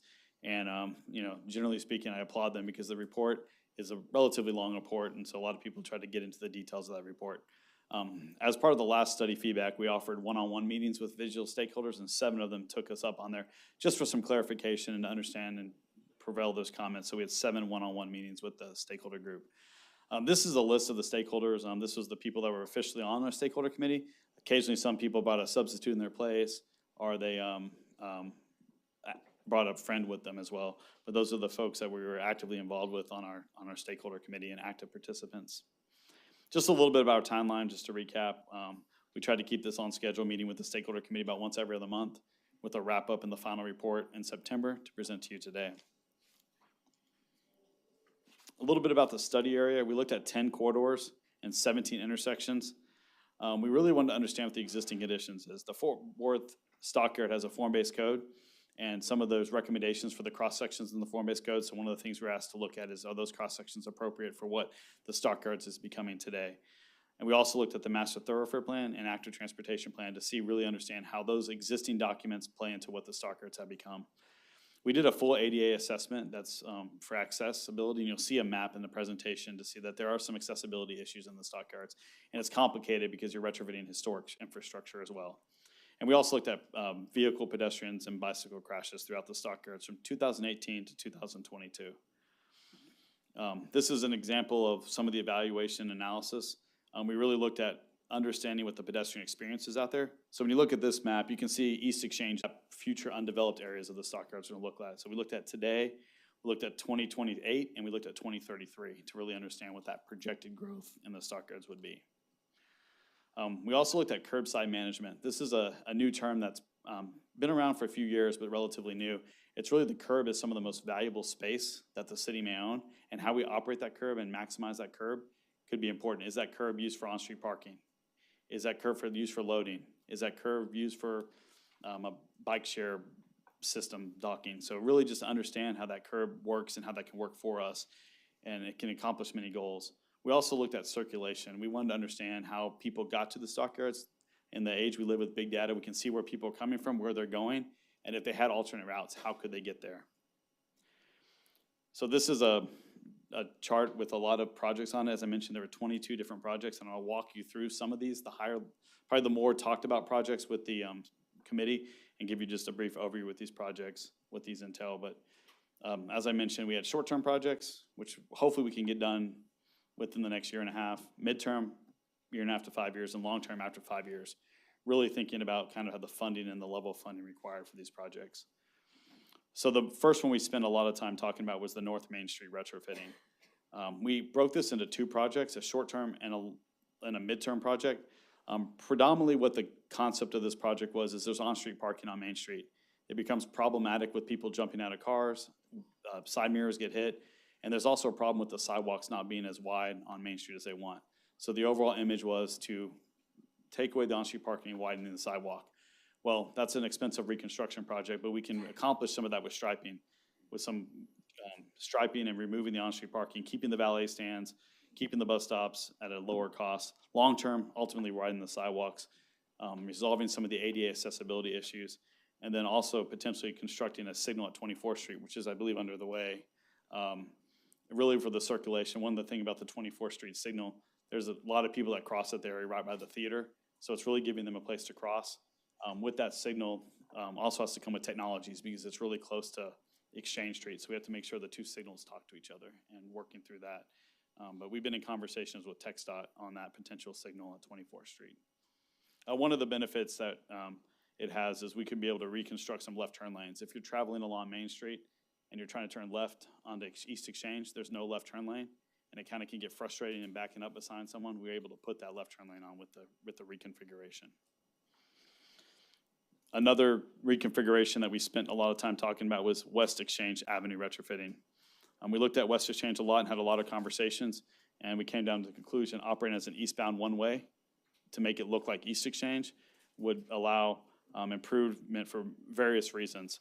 One, it allows people when they're trying to park on the street, a passing lane to park, allows emergency vehicles to potentially pass, and also makes West Exchange feel similar to East Exchange just from the context feel.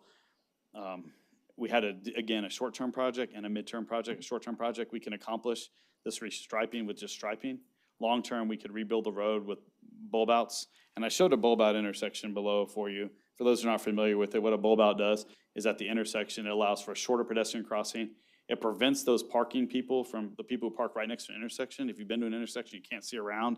So that's what we're really trying to accomplish at a lot of the intersections. So in the short term, we can accomplish that with striping. In the long term, when the street is rebuilt, we can actually build that into the appropriate cross section.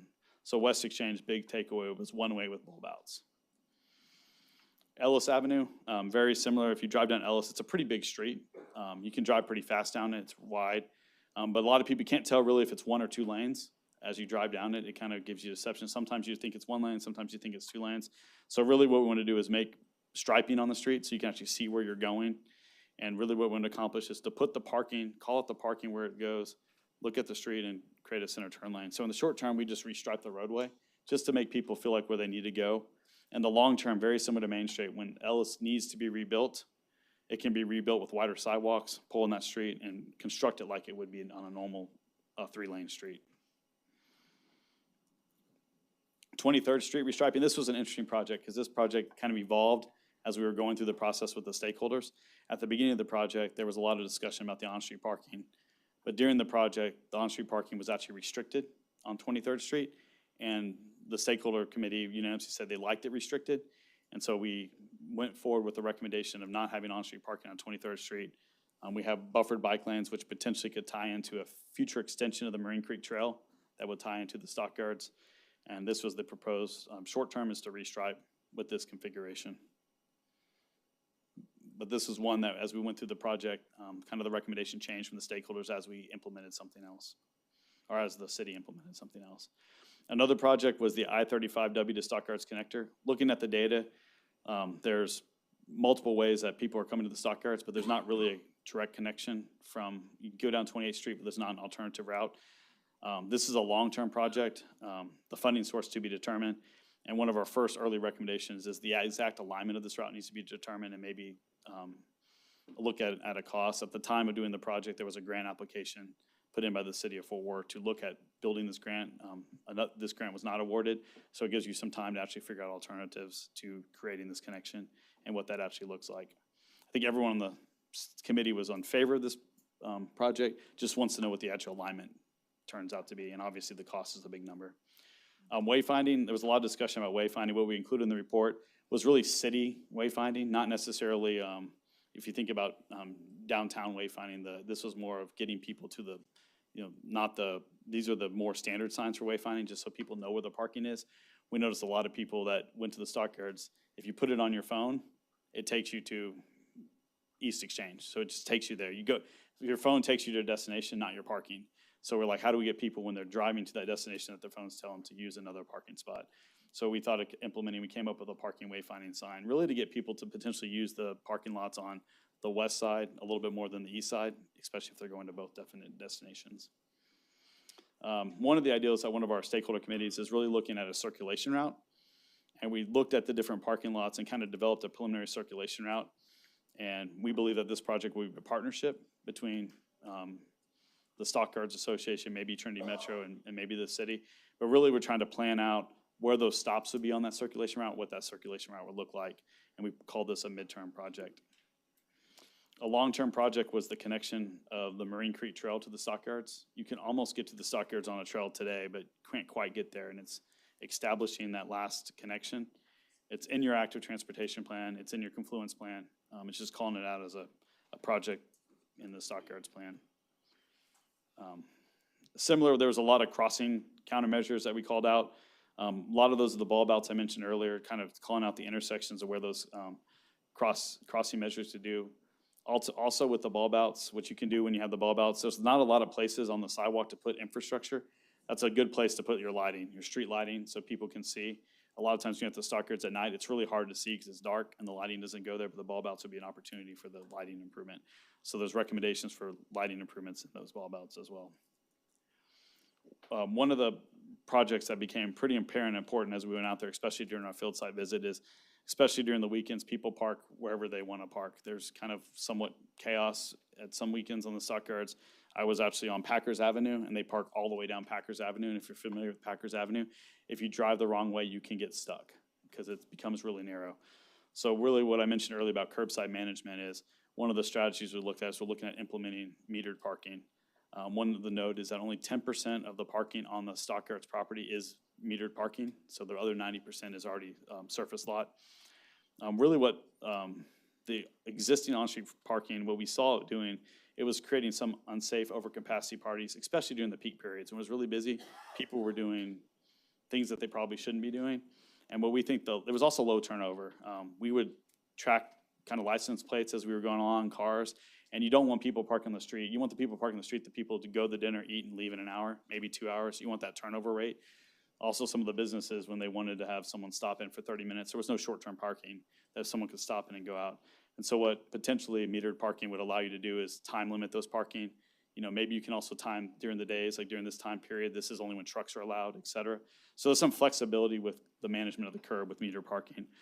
Also, there was a lack of enforcement. You often see with metered parking, there's some enforcement that comes with it. So some of that lack of enforcement that was happening during those peak events, metered parking potentially could find a funding that would allow that enforcement to occur. Estimated cost of the meter parking, $580,000. It does not include the operating costs, so this would be the upfront cost of implementing the meters, but there would be ongoing operation costs that were associated with it. ADA compliance, this is the map of the ADA compliance. Again, red is where there's issues. A lot of the curb ramps out there from an accessibility standpoint were built relatively old. And so we worked on some of the areas and kind of come up with some ideas on West Exchange of how you could actually make that potentially closer to accessibility and sidewalk connectivity.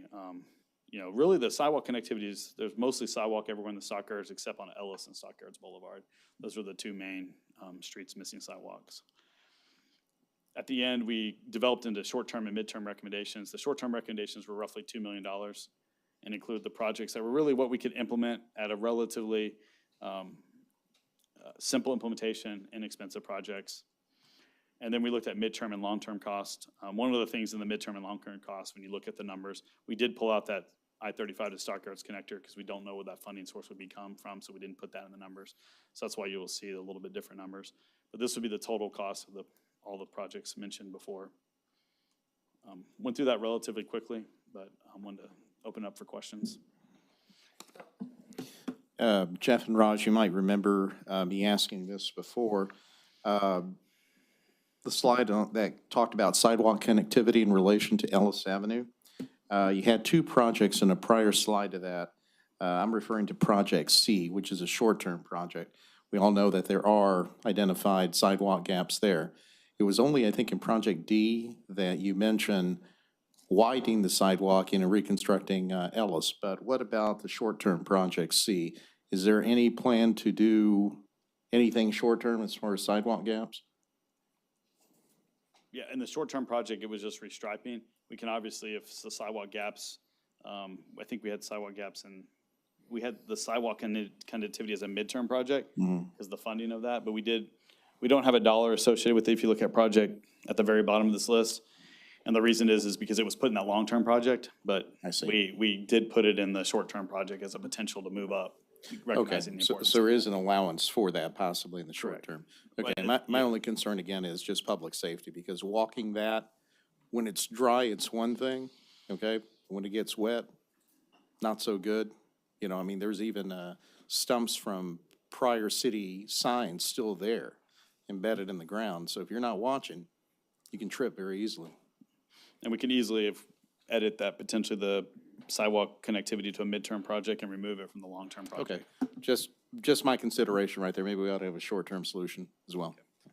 Thank you, and I appreciate the presentation very much. Any other questions, council? Thank you both very much for the hard work. Okay, council, we're going to move up Andy Taft to present the Plan 2033 Downtown Strategic Action Plan. Thank you, Andy, for being here. Yes, my pleasure. Thank you, council. This has been a long time coming. We've been working on this for about a year and a half now, and it's been reviewed by all the partners. Of course, Downtown Fort Worth Inc., the City of Fort Worth, and Trinity Metro have funded the Downtown Strategic Action Plan for all of the last 4 versions of the 10-year plan. And this plan is broken down into 4 major components: livable neighborhoods, diversified economy, great and distinctive places, and seamless connections. You're not supposed to read all the names on the slide, but suffice it to say that in the book that you've got in front of you, you can see all the names of all the different committee members who participated in this program, not the least of whom were the multitude of City of Fort Worth staff, both in the city manager's office and police and fire and a number of other departments that worked with us, as well as our planning consultants, Interface Studios, and a number of local consultants as well. Again, took about a year and a half, and all of those people came together over that period of time in a variety of subcommittees to talk about what their vision of the future was. And they started with, and our consultants started with, a review of all the plans that kind of touched downtown, including the Confluence Plan and the city's economic development plan, a number of other things that you have to consider as we move forward, thinking about and envisioning what downtown is going to be 10 years from now and the strategic steps that it's going to take to get from here to there. For the purposes of this study, we consider downtown the area that's identified here in this unshaded area. And it takes in the whole Samuels Avenue neighborhood to the north, the walkable core of downtown, which is the darker shaded area in the middle, and then the edge conditions in downtown, including Butler, all the way over to the river, and then to the southeast, the area where we see a lot of restaurants, in the Papas area at I-30. But what's most important perhaps about this particular slide is that we identify the neighborhoods immediately adjacent to downtown, all of which are seeing significant activity in one form or another. Panther Island, the Cultural District, the near South Side, the historic South Side, and in the East Side, where we see a lot of residential development happening as well. What happens in downtown affects them, and what happens in those areas affect us. So this plan and our planning consultants took into consideration all the things that are going on there to make sure that the connections between downtown and the neighborhoods made sense, as well as the theory behind what we are suggesting in the plan takes place in downtown, how we can benefit those neighborhoods and how they can work in collaboration with downtown.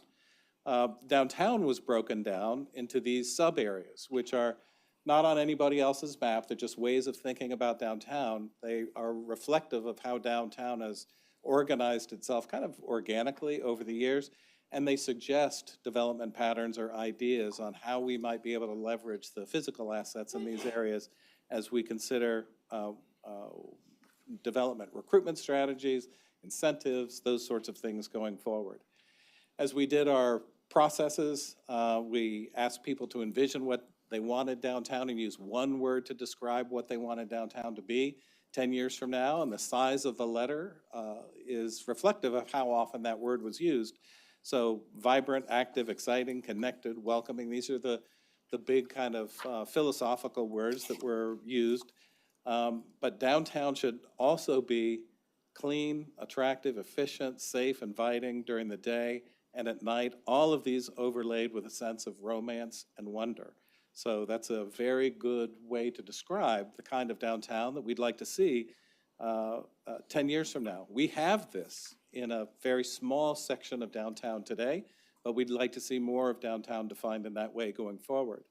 So the vision of downtown, the official vision, is that should it be a vibrant, competitive destination for businesses, visitors, residents, that capitalizes on its history, culture, and authenticity, a center of connectivity, learning, creativity, entrepreneurship, and livability.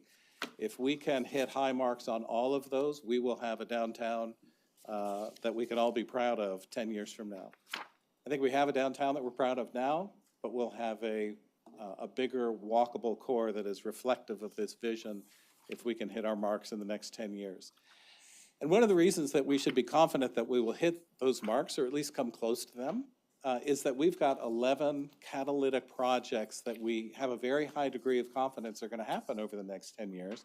And as you can see, they stretch from north to south throughout a large portion of downtown.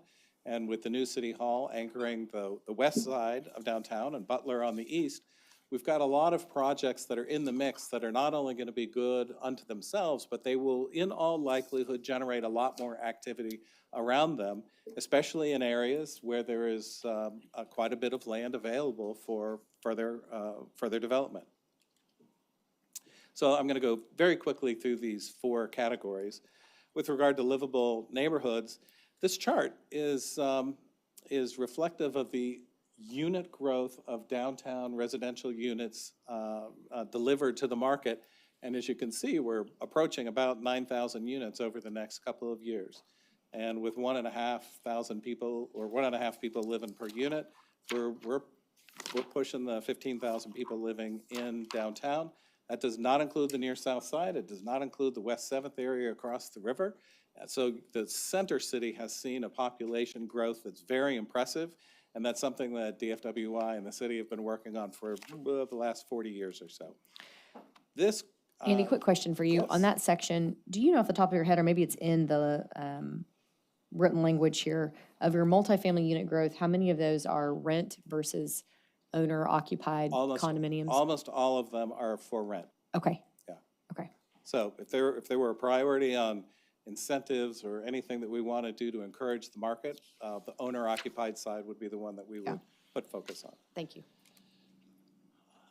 This image reflects where residential is. And as you can see on the north side along Samuels, there's a high degree of population density on the north side, but a lot of that is single-family housing.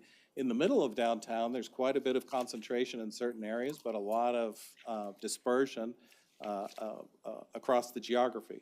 There's quite a bit of land available for more redevelopment, but not in the 3-acre sites that it requires for these Texas Donuts, a parking garage with 300 units around it that the market seems to be developing. Not a lot of land left for that in downtown. So we would expect to see more density, more high-rise development like we're seeing at Deco 969. So the goals in the strategic action plan, and I'll just talk about a couple of them, is to try to create a greater mix of housing types and a range of price points for sale in downtown.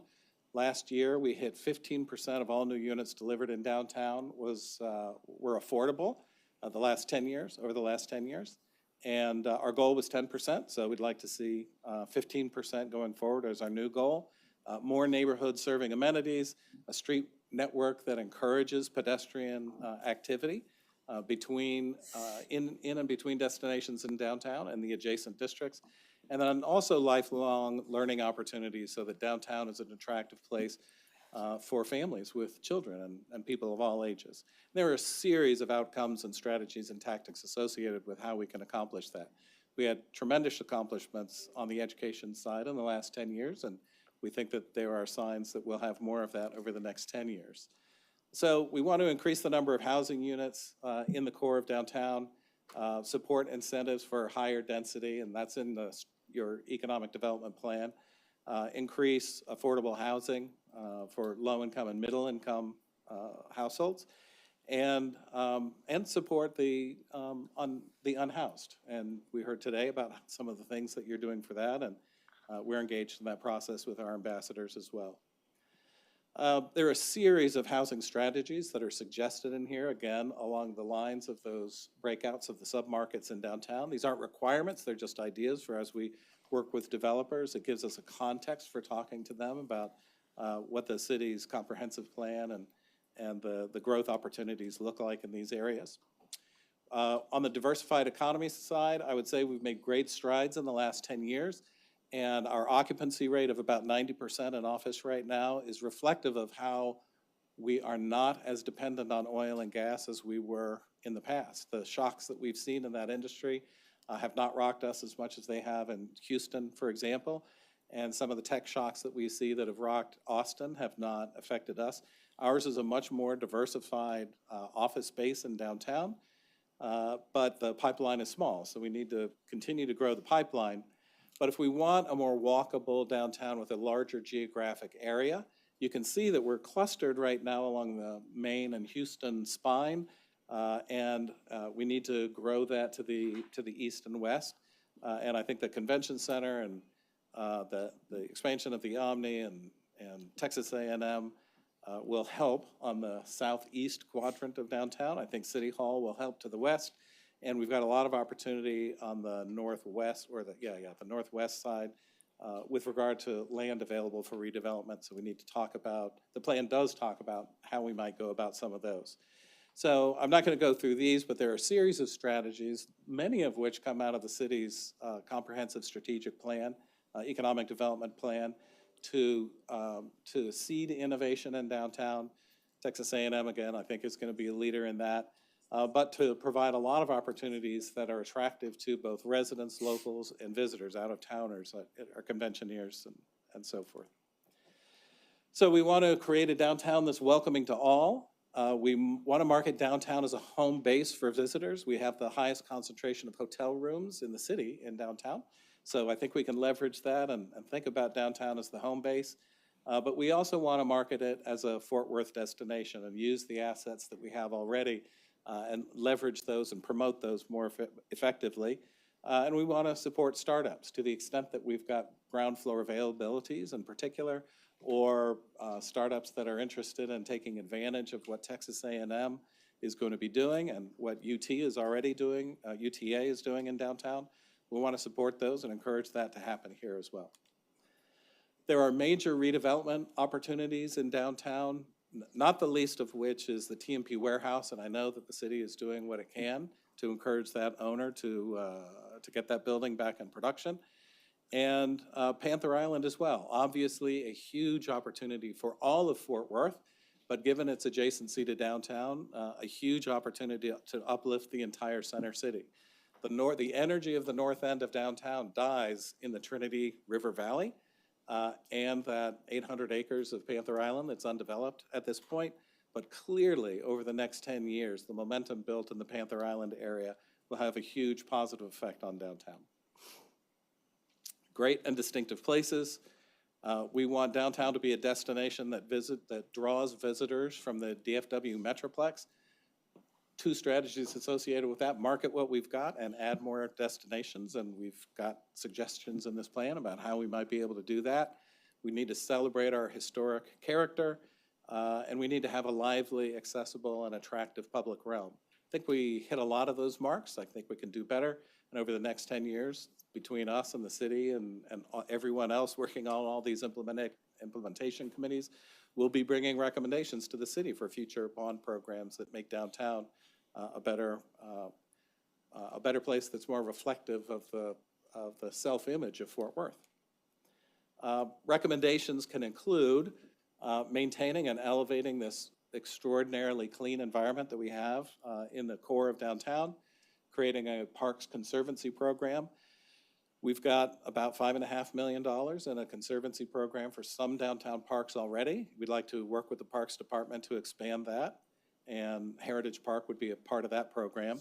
And we want to continue to ensure new development supports urban design principles, that everything we add to the ground makes downtown more pedestrian friendly and reinforces the character of our center city. there are a series of things that are recommended in the plan. These come out of the Planning 101 handbook. There's not a lot of new stuff in here, but these are ideas that we can implement in Fort Worth, some of which are expensive. Others are not so expensive, and some are downright cheap or inexpensive. And we can leverage all of those ideas in downtown over the course of the next 10 years. Not the least of which are potentially taking some of our parking garages, which are very clean and well-maintained, but modest with regard to what they add to the environment, decorative or artistic wayfinding signage, using light, especially at night, in places where we really need it, would be great, and also some innovative landscaping in certain areas of downtown.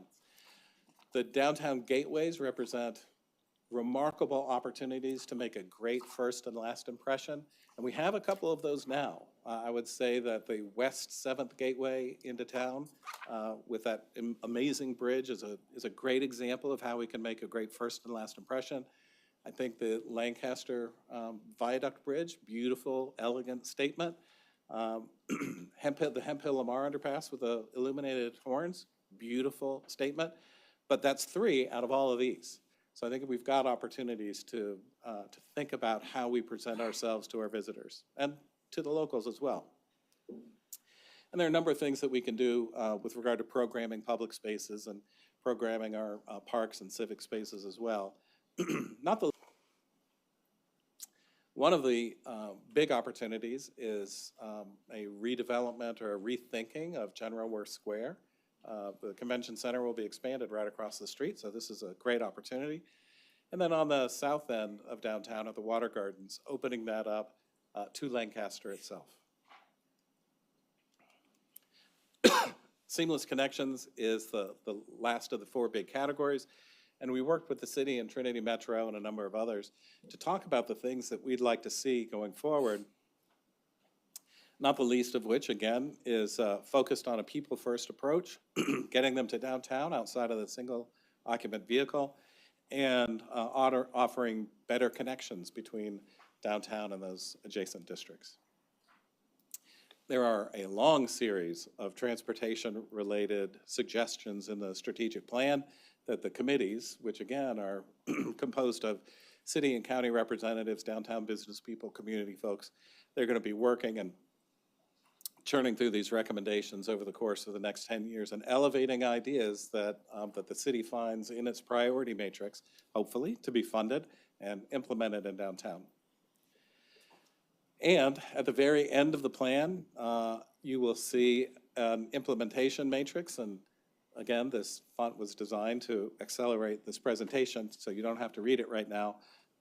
But every one of those 4 categories has all of the recommendations listed, and the consultants put them into short, medium, and long-term. Oh, thank you very much. Short, medium, and long-term recommendations.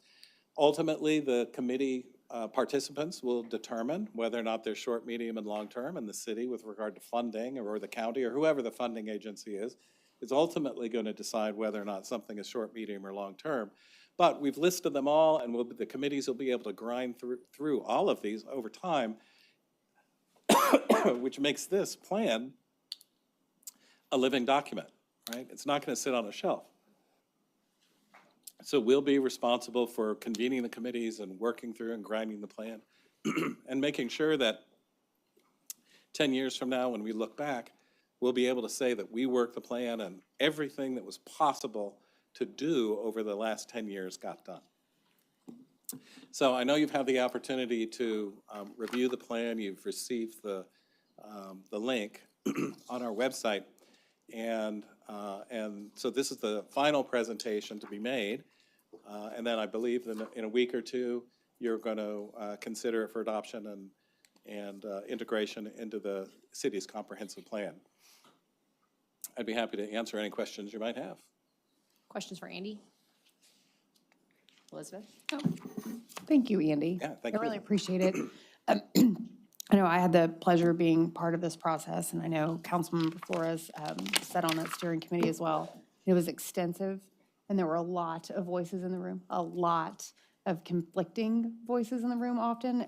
So I've had an opportunity to review this plan, and really kudos to you and the folks at U3 that were able to navigate that and really come out with something that I think everybody's behind. So Yeah. thank you for that. Thank you. Is Melissa Canor here? She is. I saw her earlier. She had to go. Okay. All right. So our staff member, and it really would be poor form if I didn't mention Melissa Canor, who was our staff member that shepherded this plan through the process. She did a remarkable job, as did our other staff members. But Dana and Fernando and Mary and your staff really could not have done it without this really great cooperative team effort. Thank you very much. Awesome job. Thank you very Thank you. much, Andy.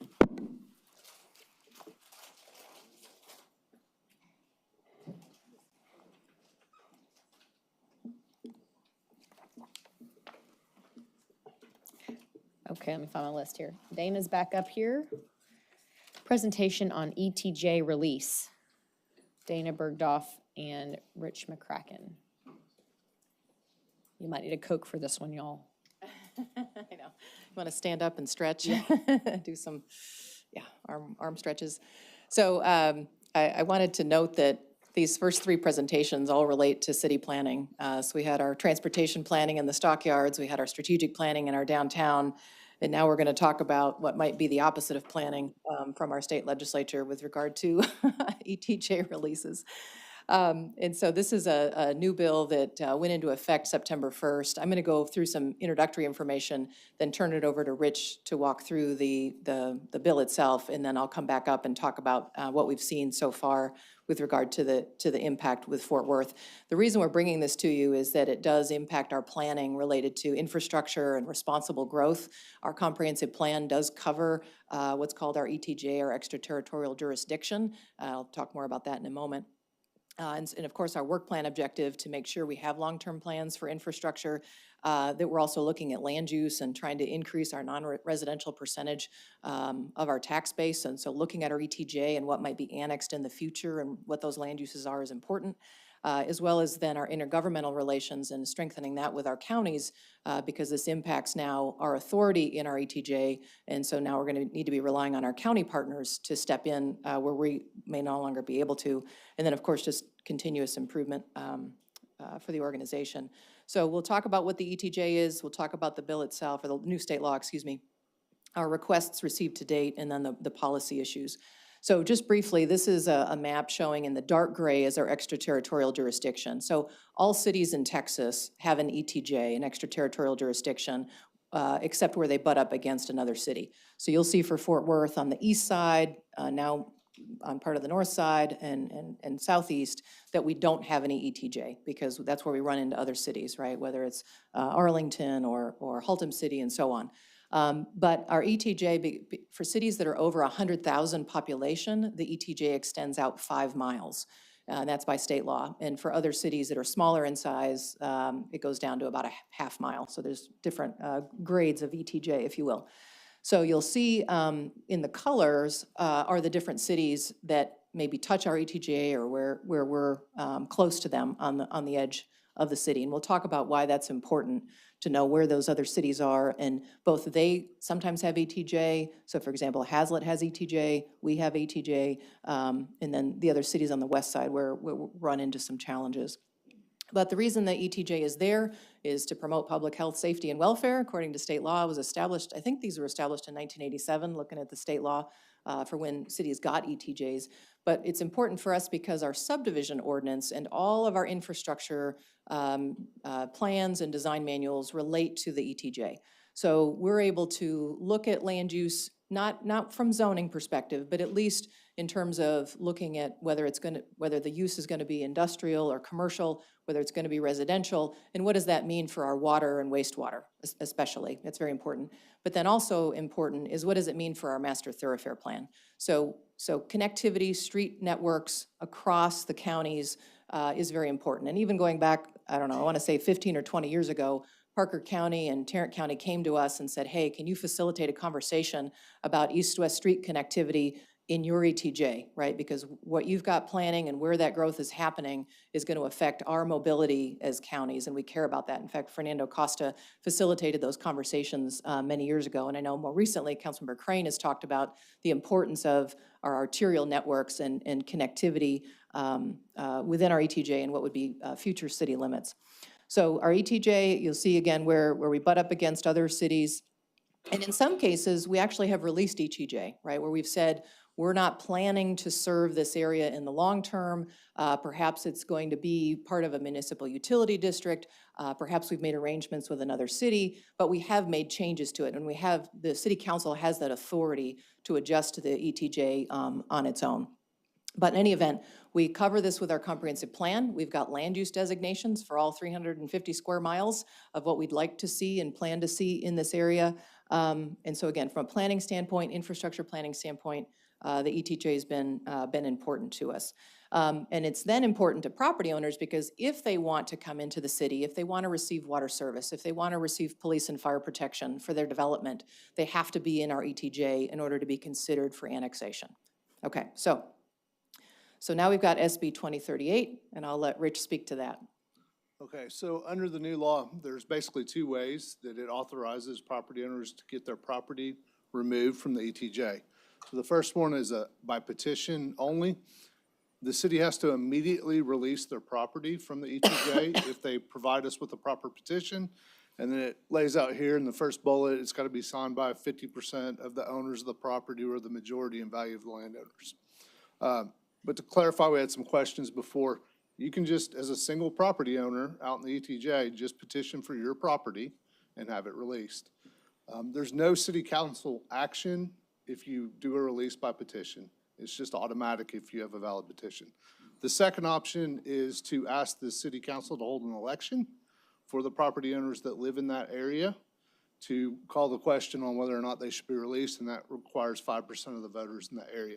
And the area in the petition is really whatever the petitioners draw out and as the area they want to be subject to that petition. Okay, next slide. Next slide. So not all property in the ETJ is authorized to use either of those two options. There's some exceptions they built in. So any property that's within 5 miles of an active military base cannot take advantage of it. Also, any area that's designated as an industrial district. And finally, any area where we have a strategic partnership agreement with the property owners cannot use this. And then there's one more thing they added to the law. So, traditionally as the city annexed property, our ETJ would expand. Now for any annexation from January 1, 2023 and beyond, the city's ETJ no longer expands unless we speak with the property owners that would be in that expanded area and they want their property to be included in the new expanded ETJ area. All right, thank you, Rich. So I wanted to point out on this map, it's very busy, but I want to show you that circle or that oval. So that's the 5-mile buffer around the Naval Air Station Joint Reserve Base. So that's the military base.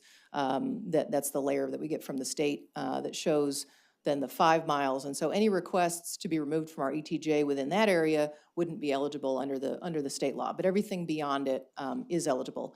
So just in the month of September, we've received 10 requests from property owners, in this case, all generally individual property owners. So 10 requests. Luckily for us, only one of those is in our city water service area, our CCN, Certificate of Convenience and Necessity. So that's good because that means that those are areas that other utilities, water CCN holders were going to be serving. So generally they're in some cases further away from our city limits, but not in every case. So the other piece I'll mention is that we've got, I think, 3 counties that are affected. So we've got 2 requests in Tarrant County. We've got 3 requests in Parker County, and then this is a double one here. So we've got 5 requests in Johnson County. So you'll see that they're kind of geographically dispersed and totaling almost 1,600 acres. So again, that isn't a huge concern if these are properties that are probably going to stay residential or undeveloped for some period of time. They're not looking for city water service or can be served by someone else. and are likely to remain sort of lower density in character. But I wanted to give you an example of one. We're going to walk through all 10 real quickly. I won't spend a lot of time on them, but just real quickly, this is a good example. So our first one, this is on Bonds Ranch Road. So this is in our ETJ up in what would be future, I believe, district, I'm going to have to remember which future district this one, must be future District 7. I think north of Peden is District 10. So future District 7. And part of the reason this matters is we use the subdivision ordinance in our ETJ that whenever there's any development activity, that's how we obtain right-of-way for the streets.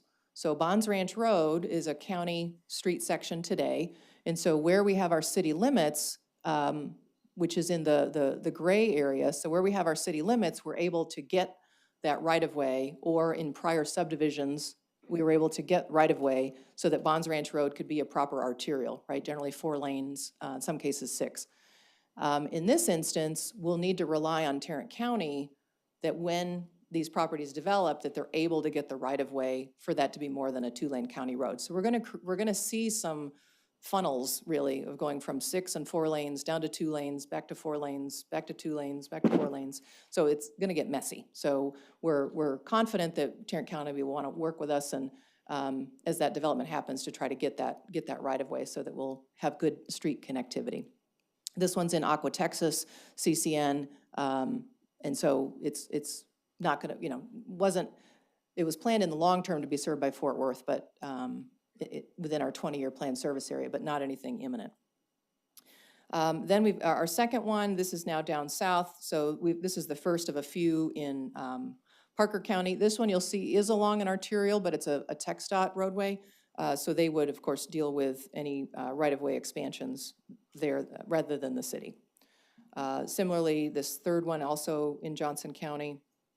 This one's about let's see, 171 acres. This is a really good-sized project.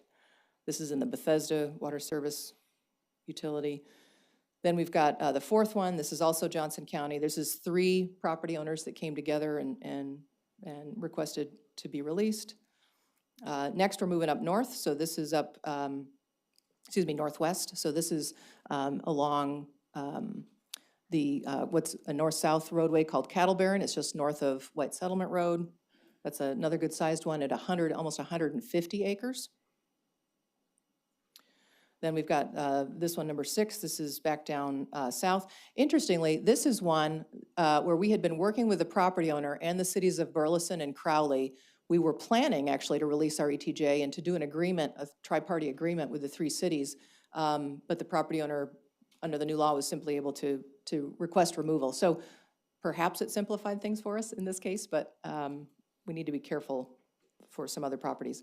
This is the one, now I'm moving here to, this is future District 7. This is along 10 Mile Bridge Road, just west of Boat Club Road. This is across the street, basically, from the northeast corner of our nature center.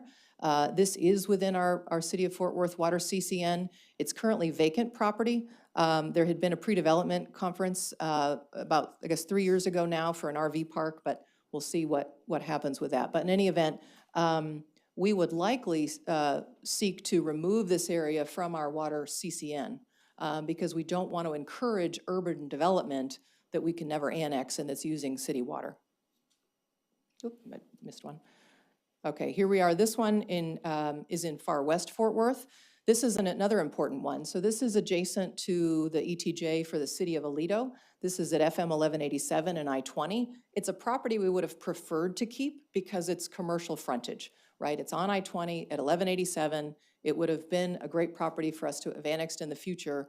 That owner sought to get released from Fort Worth so that they could then instead approach Aledo and ask Aledo to annex them. So this is one of our instances of property owners who are doing what we've just made up as the term city shopping.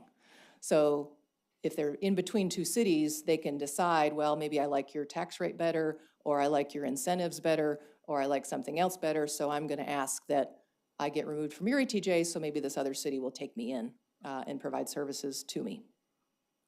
So this is at the gateway to Aledo, and this is a huge one at 320 acres that's been released. Let's see, the ninth one, we're now back down south in Johnson County. This is one that's actually adjacent to the city of Burleson, currently vacant, but we were not planning to serve it in the near term. So it may be okay that it's maybe better served by Burleson.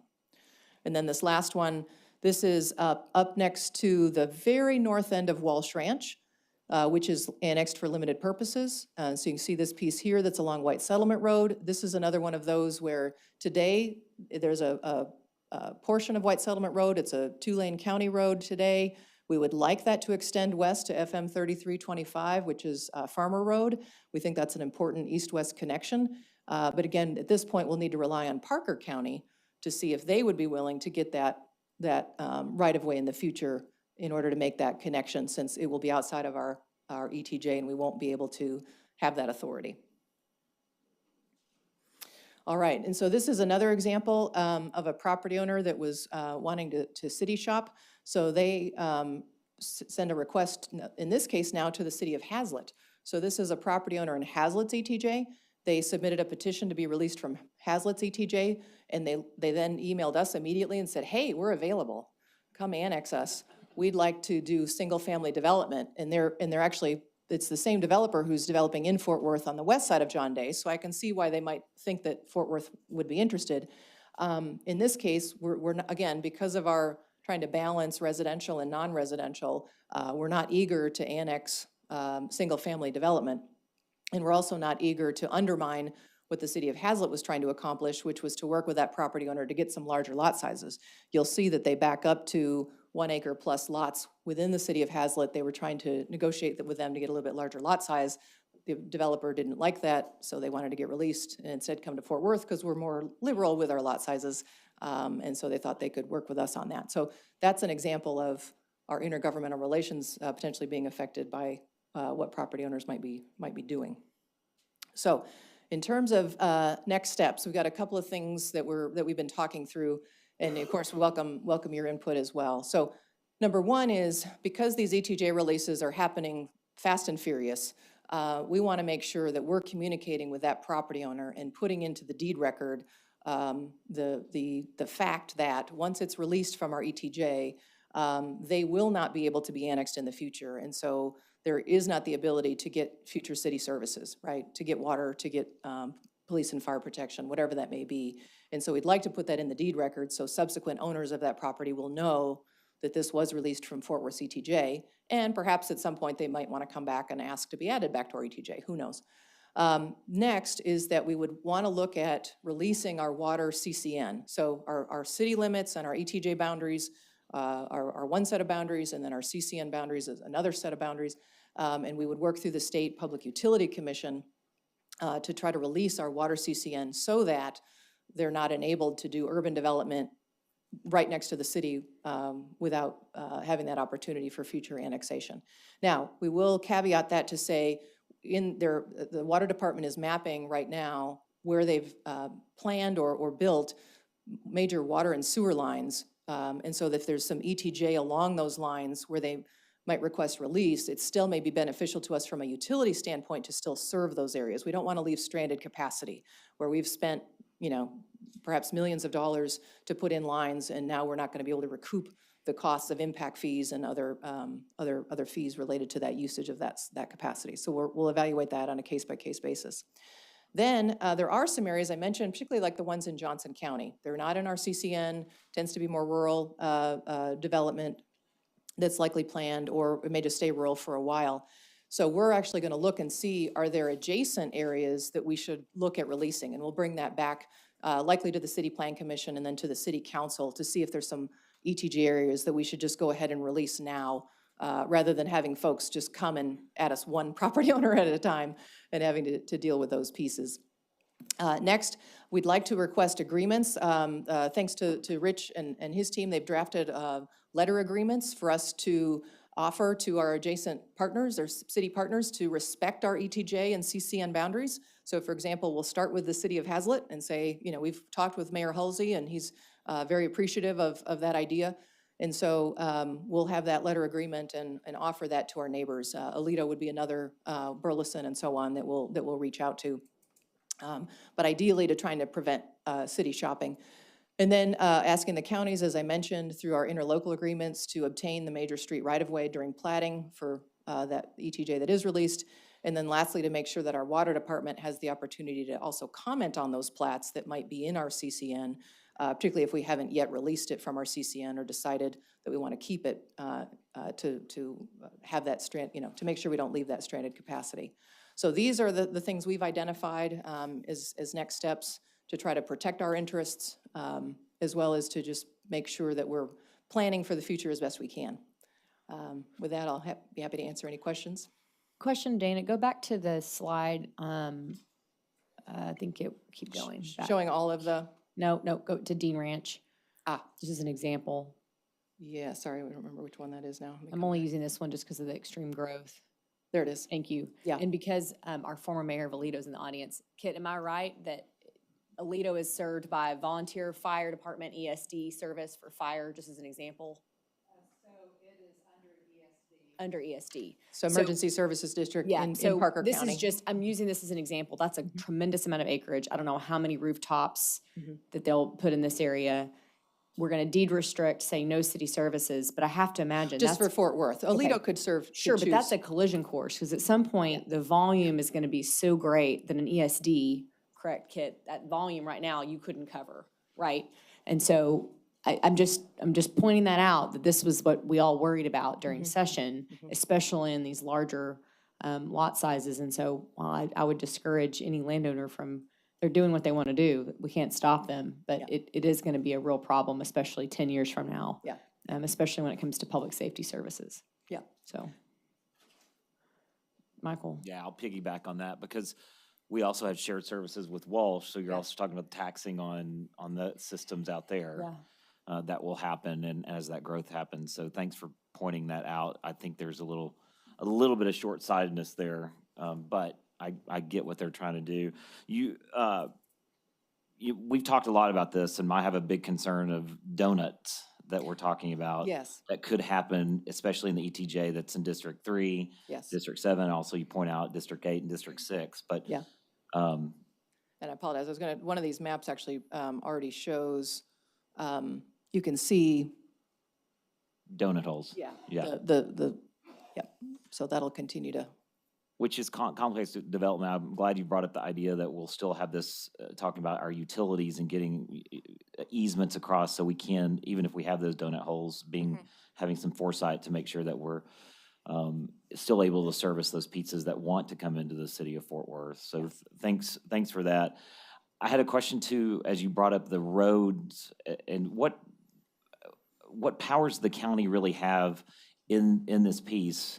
You brought up to make sure that road is expanded, because I can guarantee you when stuff starts happening, they're not calling the county, they're gonna call the city and call our offices when the traffic hits. So what powers do they have in the negotiation? Yeah, so counties do have subdivision and plating authority. And so I think our latest agreement with Tarrant County is either 2006 or 2008, where through our interlocal agreement, because it's in Fort Worth CTJ, Tarrant County agreed that Fort Worth could be the responsible entity for enforcing our subdivision ordinance.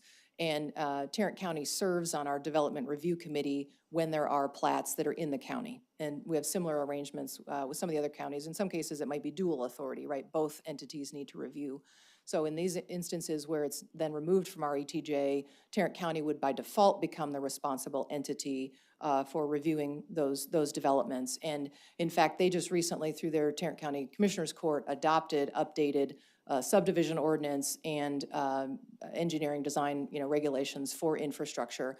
Our concern is we understand the county's not going to build concrete streets with curb and gutter and sidewalks and streetlights, right? That's not part of their operation.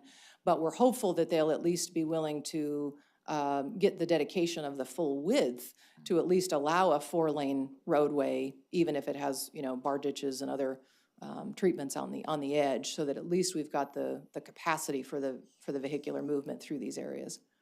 I love your optimism, and I love the fact that you said hopeful, but what can we do to ensure that that's part? I mean, again, we can have the relationships with the county, but you're right, all the curbs, gutters, all that stuff has to happen as part of it. So how can we ensure that happens as this piecemeal development happens? Yeah, so we'll be hearing from the Tarrant County staff. You know, we've met with, their assistant, county manager and their transportation planning director to begin to talk through some of these issues. So at least at the staff level, they'll be following up with us because we have to update the interlocal agreement, right? We were needed to do that anyway, but now we really have to.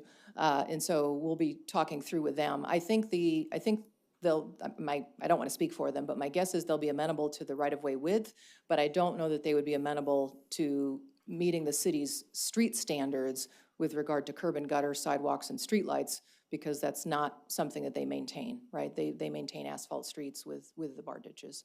So we would have to work through that if we were somehow to create some arrangement. But I would expect they'd have to look to the city to help fund that or make that possible. So it'll be challenging. It'll Yeah, definitely because be what challenging. you're going to end up having is probably, if you were talking about this, as you talked about roads shrinking down from Yeah. 4 lanes to 2 lanes, back to 4 lanes. Yeah. You're also going to have complete roads, gutters, et cetera, maybe sidewalks Yes. on part of a stretch and then a stretch not. Right. And So here, and residents just- aren't going to understand that, why that is. Yeah, exactly. Why is that? So some inside baseball on what we might be able to do, right, is the county may say, just go ahead and annex the existing right-of-way, Mhm. right? The city, we can annex right-of-way, if it's not private property, Right, one okay. thought. But that may only be the 60 feet that's there today, and then if the county's able to exact the rest during plating at some point, then perhaps we can annex the remainder of the right-of-way and then maintain it as a city street. We would just have to, case by case, right? Does that make sense? Is it city street standard on both sides? Yeah. Yeah. Great idea. And Dana, one thing I know, we can't mix this sausage in work session. I think it's good that it's time to get the interlocal updated, and I'm sure you guys will have everything ironed out for us. Perfect timing. Yes, I appreciate it, and I just want to make sure we get some of that on record. Thanks, Mayor Yeah. Pro Tem Bivens. Yeah. Thank And you. don't forget the citizen expectation, Michael, that you mentioned. We also need to have, some kind of communication, even though these are new citizens, but there will be an expectation that people think they get because they're in Fort Worth or near. Right. And the last point of this process too, I'd like us to get notifications where it's going to be affected where we are. I don't think y'all are doing that at this point. You and I've talked. Sure, But sure. I know So Jared had about 3 or 4 in his district and Chris Yes, did too. so that's one of the things, yeah, so DJ Harrell and Jennifer Roberts, first of all, I need to thank them for all their work in getting this presentation ready. So thank you, Jennifer and the team for getting all this ready, along with working with the other departments. So a couple of thoughts. One is that we'll send a notice, kind of do an email notice as these come in, right, to the district council member and staff leadership. But our thought is that we'll follow up with a monthly IR, or maybe less often, depending on how many we get. But we've already got, I think, 2 or 3 more in October, these requests. And so we just want to keep that cadence up as long as we're getting these requests, so you can see, geographically, where are they in relation to each other. Yes, sir. Could I add one other? Please, yeah. And the other is, this isn't the brightest of public policy on a long-term perspective. So we also have the opportunity with the legislative session that will be coming in the next couple of years, using as many of these ideas and opportunities with our legislative delegation to talk about how public policy has a real impact at a local level. So we've got a number of great examples right here, and I think we ought to use those in shaping future public policy at the state level. Did that work last session? Just curious. We're hopeful, we're hopeful. Thank you for the opportunity, and thank you, Rich. Appreciate you, Rich. Okay, council, next is Michael Henning, presentation on a proposed economic development program agreement with Golden Ride Services.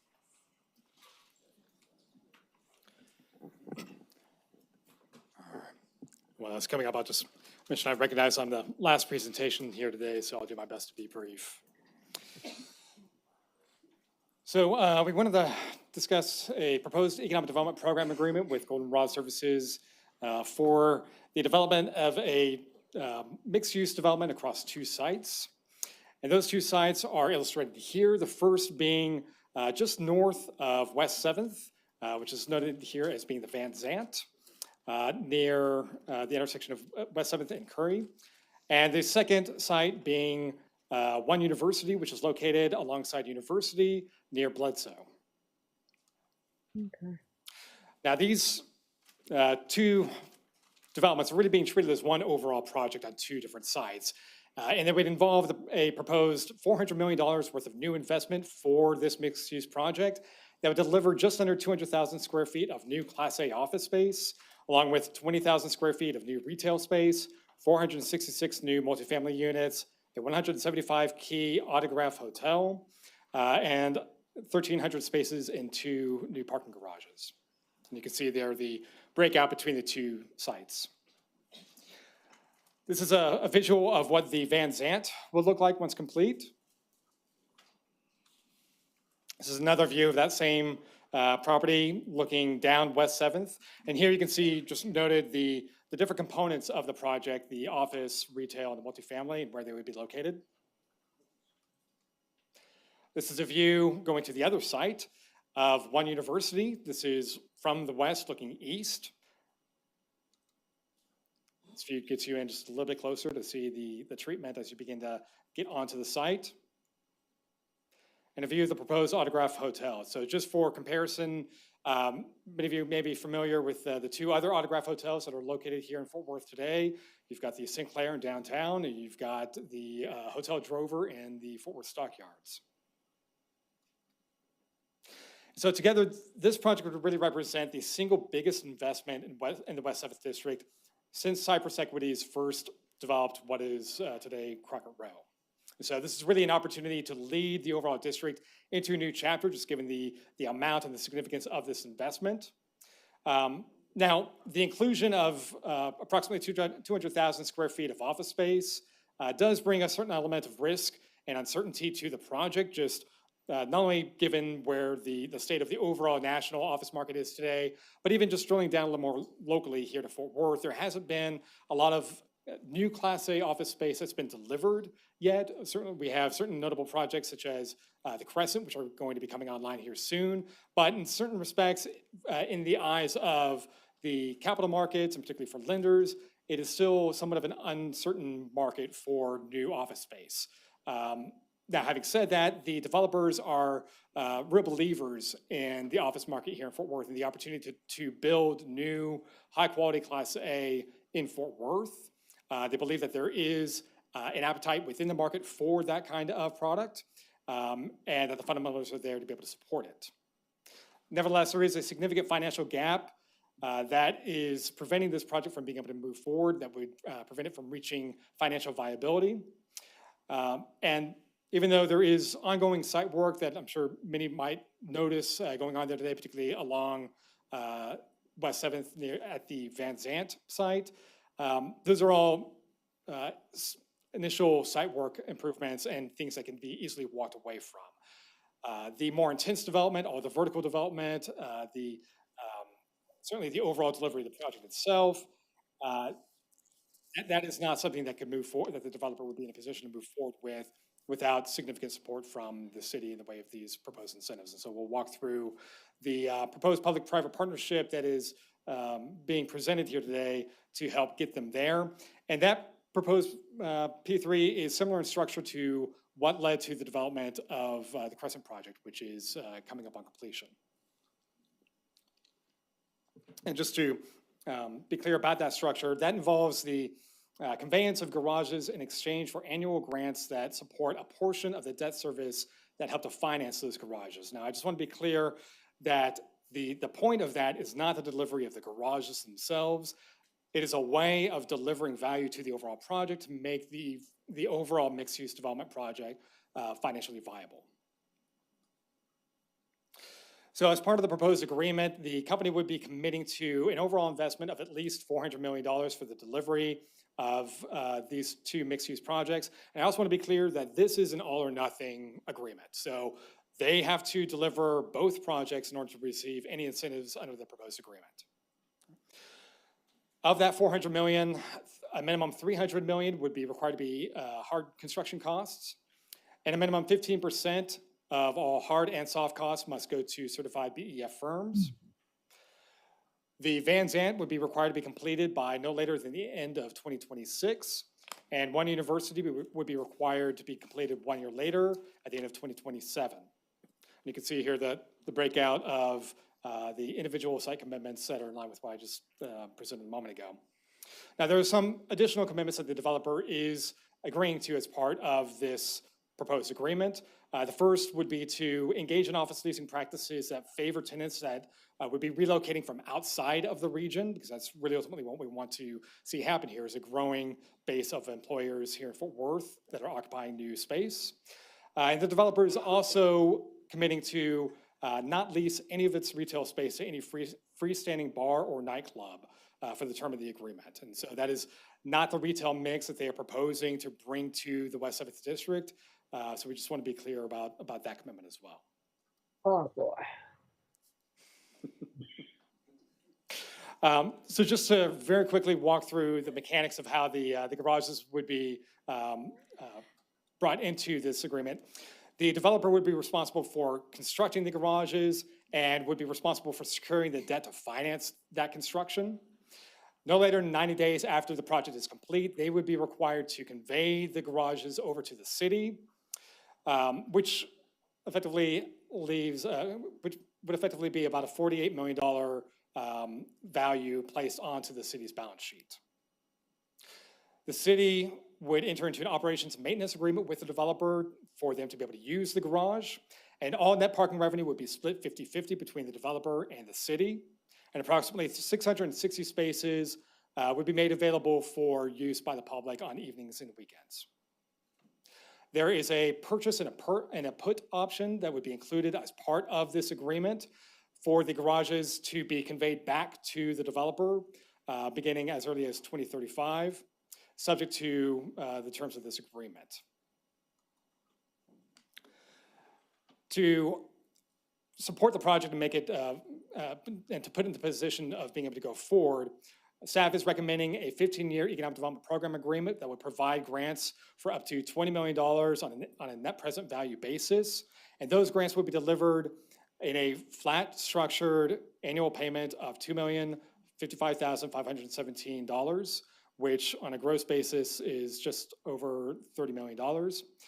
The reason for that fixed amount is that covers a portion of the debt service that is directly going to finance these garages. So again, that helps to fill the financial gap that is preventing this project from going forward. The city ultimately has some flexibility as to how to finance those grants, but those annual grants are generally equal to approximately 85% of the incremental property taxes and 85% of the incremental city 1% sales taxes that would be generated by this project. So in that sense, the project would be capable of directly supporting these grants in that manner if the city decided to do so. In the event that there is any difference between that underlying support from incremental property taxes and the grant payments that would be made by the city as proposed under this agreement, then the developer would be responsible for paying that ultimately to the city when the garages are conveyed back to them. And so that is a way for us to be able to ensure that the city is able to recoup any difference between the incremental property taxes from the project and the grants that we're giving them. So we've built in a way to really reduce the risk here to the city and make sure that the city is made whole. So just to summarize, along the left side of the screen, you can see the primary commitments from the developer. And again, the proposed incentive agreement would lead to approximately $30.8 million of grants paid over the lifetime of the agreement, which is $20 million on a net present value basis. That amounts to a city participation rate of 5%, which is a private to public ratio of 20-1. Over the course of the 15-year term of this agreement, net of the grants that are being provided to the developer, staff is forecasting that the city would net just under $40 million of net new taxes from this project. Again, that is after the value of the grants being paid to support it. That results in a payback period of approximately 4.4 years at completion of the term of this agreement. So staff is recommending that the city enter into a 15-year economic development program agreement to provide grants up to a total of $30,832,755. And an M&C will be placed on the city council's agenda on October 17th. I'll be happy to answer any questions. Any questions for Michael? Macy? Michael, is there a best practice number for the private-public partnership ratio? That's a good question. So ordinarily, we really target a private to public ratio that is north of 10 to 1. There have been certain cases, really exceptional cases, where we have gone lower than that. But generally speaking, our sweet spot is above 10 to 1. So that certainly meets that criteria.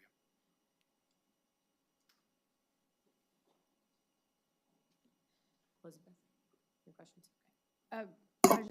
I wholeheartedly support this, and I hope my colleagues will as well when it's up for a vote. There's a lot that has gone into these two particular projects. They are catalysts for the area and helping create the change that we want to see overall in that district. Not to belabor stormwater, but I can tell you one of these projects had to bring back 20 feet their building footprint because of the stormwater issues in the area. So that's something we didn't get right. And so this is a way that we can also help. That was a tremendous cost to that particular development. And so this is also a way to kind of right one of those wrongs that we have made in the past. So I really appreciate all your team. I know Mayor and I met with them what feels like a decade ago, but it wasn't. It was probably a year ago. So thank you for all your hard work. Yeah. Great job, Michael. Thank you. Thank you. Council has lost our presentations. Any requests for future agenda items or reports? Elizabeth? I do. Okay, Gina, just a second. Go ahead, Elizabeth. Oh, so I would like a presentation on what we do as a city for civil service and then our general employees as far as health benefits, whether that be employee benefit programs or through our whatever innovative programs we're kind of doing to help with our employees, both physical and mental health. Gina? I've got a couple. The first one is, as we continue to support the construction of affordable housing, I would like a report that shows the inventory of city-owned property throughout the city, and it should include land information. The other one is regarding My Fort Worth app and the call center. I think the use of the call center and My Fort Worth app is increasing, and that's a good thing. But it's good to know what's being reported. So I'd like some type of breakdown on the calls, complaints, inquiries that we're looking at from My Fort Worth app and the call center. And I'm good with waiting a couple of months on that. But I think it continues to show engagement. We just need to know what kind of calls are coming in the event we can establish some kind of automated answer or whatever, a different way. So those are my two. Anyone else? I think that's it. Meeting adjourned.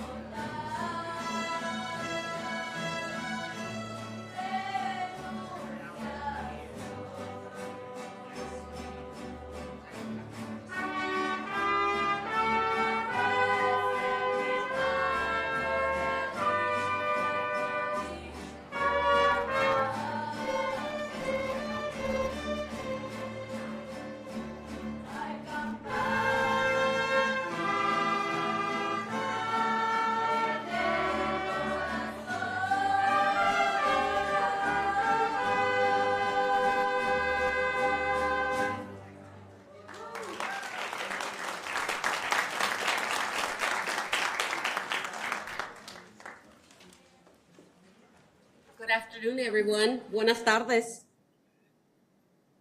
I am J.D. Scarlett Morales. I am an assistant director with the Development Services Department, and I am also a member of the City of Fort Worth Diversity and Inclusion Employee Committee. On behalf of the committee, I welcome you to the Hispanic Heritage Month program. Music is a great way to celebrate.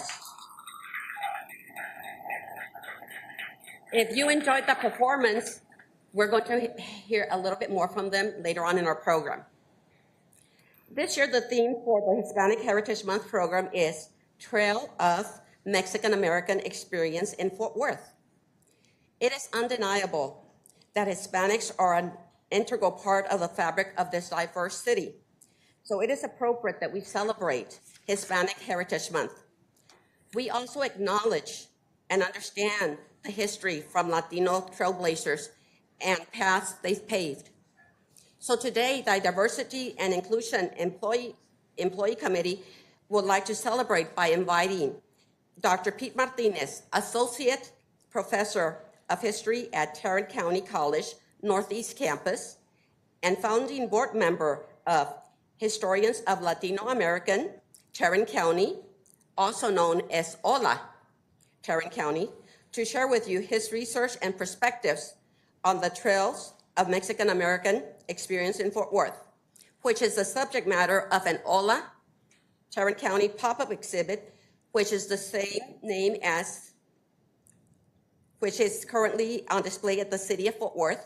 It is at the south end of the second floor, and it will be displayed through October the 15th. And the display is actually here on this floor, and it's on the other side of this conference room. The exhibit was created by Arturo Martinez using numerous visual resources from Fort Worth Public Library and based on Dr. Pete Martinez's research, and demonstrates the history of Mexican Americans in Fort Worth from 1990 to 1950. Each pillar chronicles key moments and shapes the experience of the Mexican experience and highlights their journey from nearly arrived laborers to building of their communities and becoming permanent and active members of the city.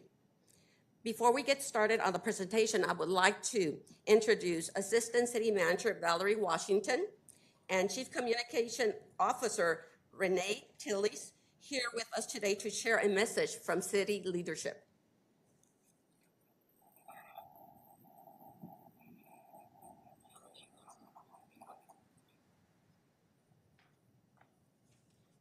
Thank you. Again, wasn't that great for middle schoolers to be doing that? We go to the Pipeline to Northside High School, so we appreciate them being here. We also appreciate some of our executive staff and elected I see in the audience. So Jess McCracken, Assistant City Manager there in the back. Deanna, Head of HR right here. Dana, Assistant City Manager. And we have Councilmember Lauersdorf here, so we thank them all for being here. Thank you for joining us for Hispanic Heritage Month, this celebration. As the Chief Communications Officer with oversight of communications, the website, engagement, and more, there are some changes that I'd like you to be aware of that we've made in relation to the work we do for the City of Austin. So we have always, City of Fort Worth, I'm sorry. Whoopsie. It's been a fast year. Thank you for the correction. So the city website had a way that you can click on the word English, and it gave you a drop down for all of the things that you could then have the website automatically translated. And it came to our attention that if you don't read or speak English, you would not inherently ever click on the word English to give you the drop down for the other languages. So now we have a Vietnamese flag and a Mexican flag that at least gives you some indication to go there to receive the drop down that'll be able to then translate what it is that you're doing. We are also providing translation more regularly and frequently at our meetings. We have some of our engagement staff here that have really helped us out with our budget meetings that were all across the city, and particularly in the budget meetings where we knew that there would be a strong population potentially for those that are interested in coming. We have simultaneous translation, so it's happening in real time, and they're taking place in not a separate meeting where they're hearing it in Spanish, but in order to maintain the group dynamic, they have the translation available to them in real time. We had very few takers, so be sure to tell your friends and family that may be interested in these meetings that we pre-identify that they could take place and maybe feel comfortable in doing that. And then I think the most important news is we're going to have I was saying the first time ever, but the Pat Siswerda, who was in my role in the 90s, has written to us on Facebook and saying, I'm glad to see that you're going to have the first communications translator interpreter that's full-time in Spanish, in the Spanish language, joining us on October 9th. And so that's exciting news for us, but they did have a full-time translator, as I understand, in the 90s. There are those are some of the initiatives on the professional side. On the personal side, I wanted to share my personal connection to this heritage. Growing up, my parents, grandparents, and extended family introduced me to the rich and vibrant culture that we had in Hispanic heritage. We would listen to iconic Latin artists like Little Joey La Familia, which filled our home with joy and music. And another cherished memory is the holiday season when my family would come together to make tamales in preparation for our big extended family Christmas Eve celebration. It really was a time of laughter, togetherness, and sharing of delicious traditions.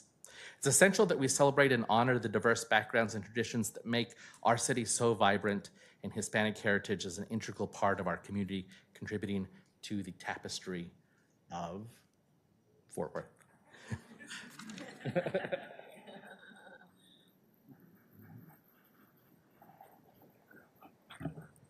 Thank you. It's really a pleasure to be here, and thank you, Renee, and thank you for being here, especially coming to Current City Hall where you have to navigate parking, especially if you come from other divisions. So thank you for taking time out of your day and your lunch hour to be here.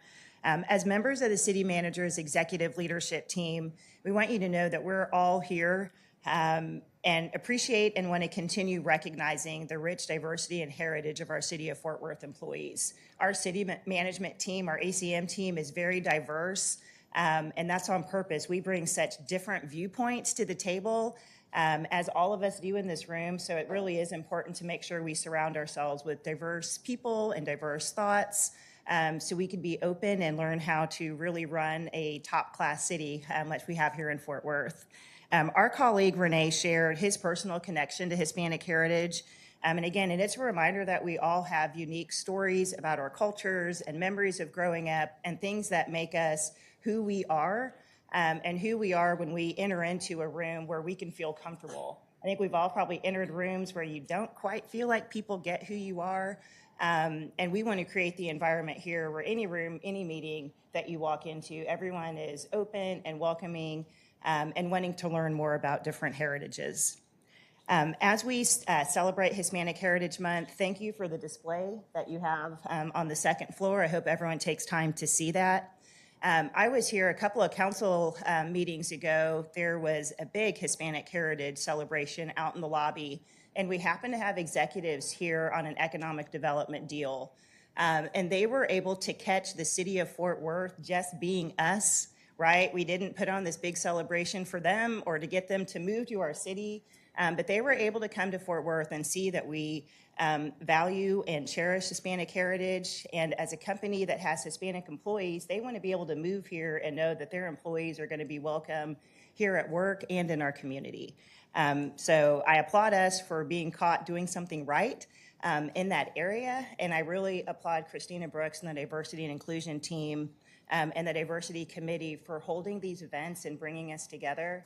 And I'm looking forward to the presentation today from Ola.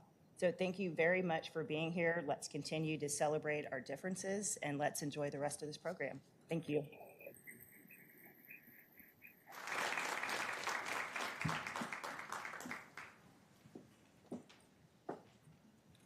Now, without further delay, please help me welcome Dr. Pete Martinez.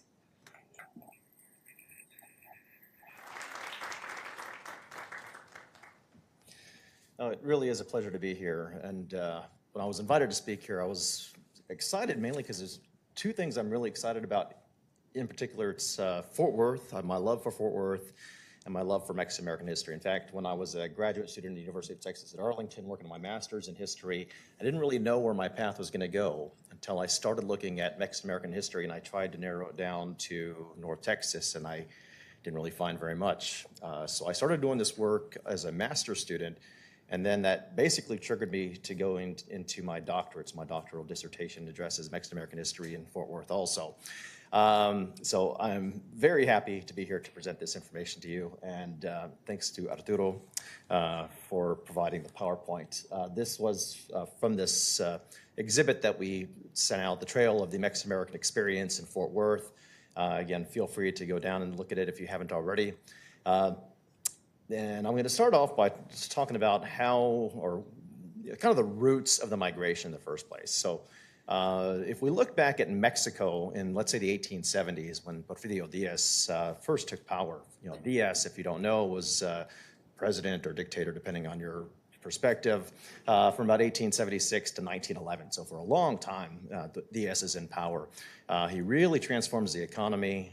Just to put this in perspective, there were about 640 kilometers of railroad in Mexico when he took over as president, 640. And the railroad was basically run by mules. So you attach cars to mules and they would travel instead of actual locomotives or steam engines.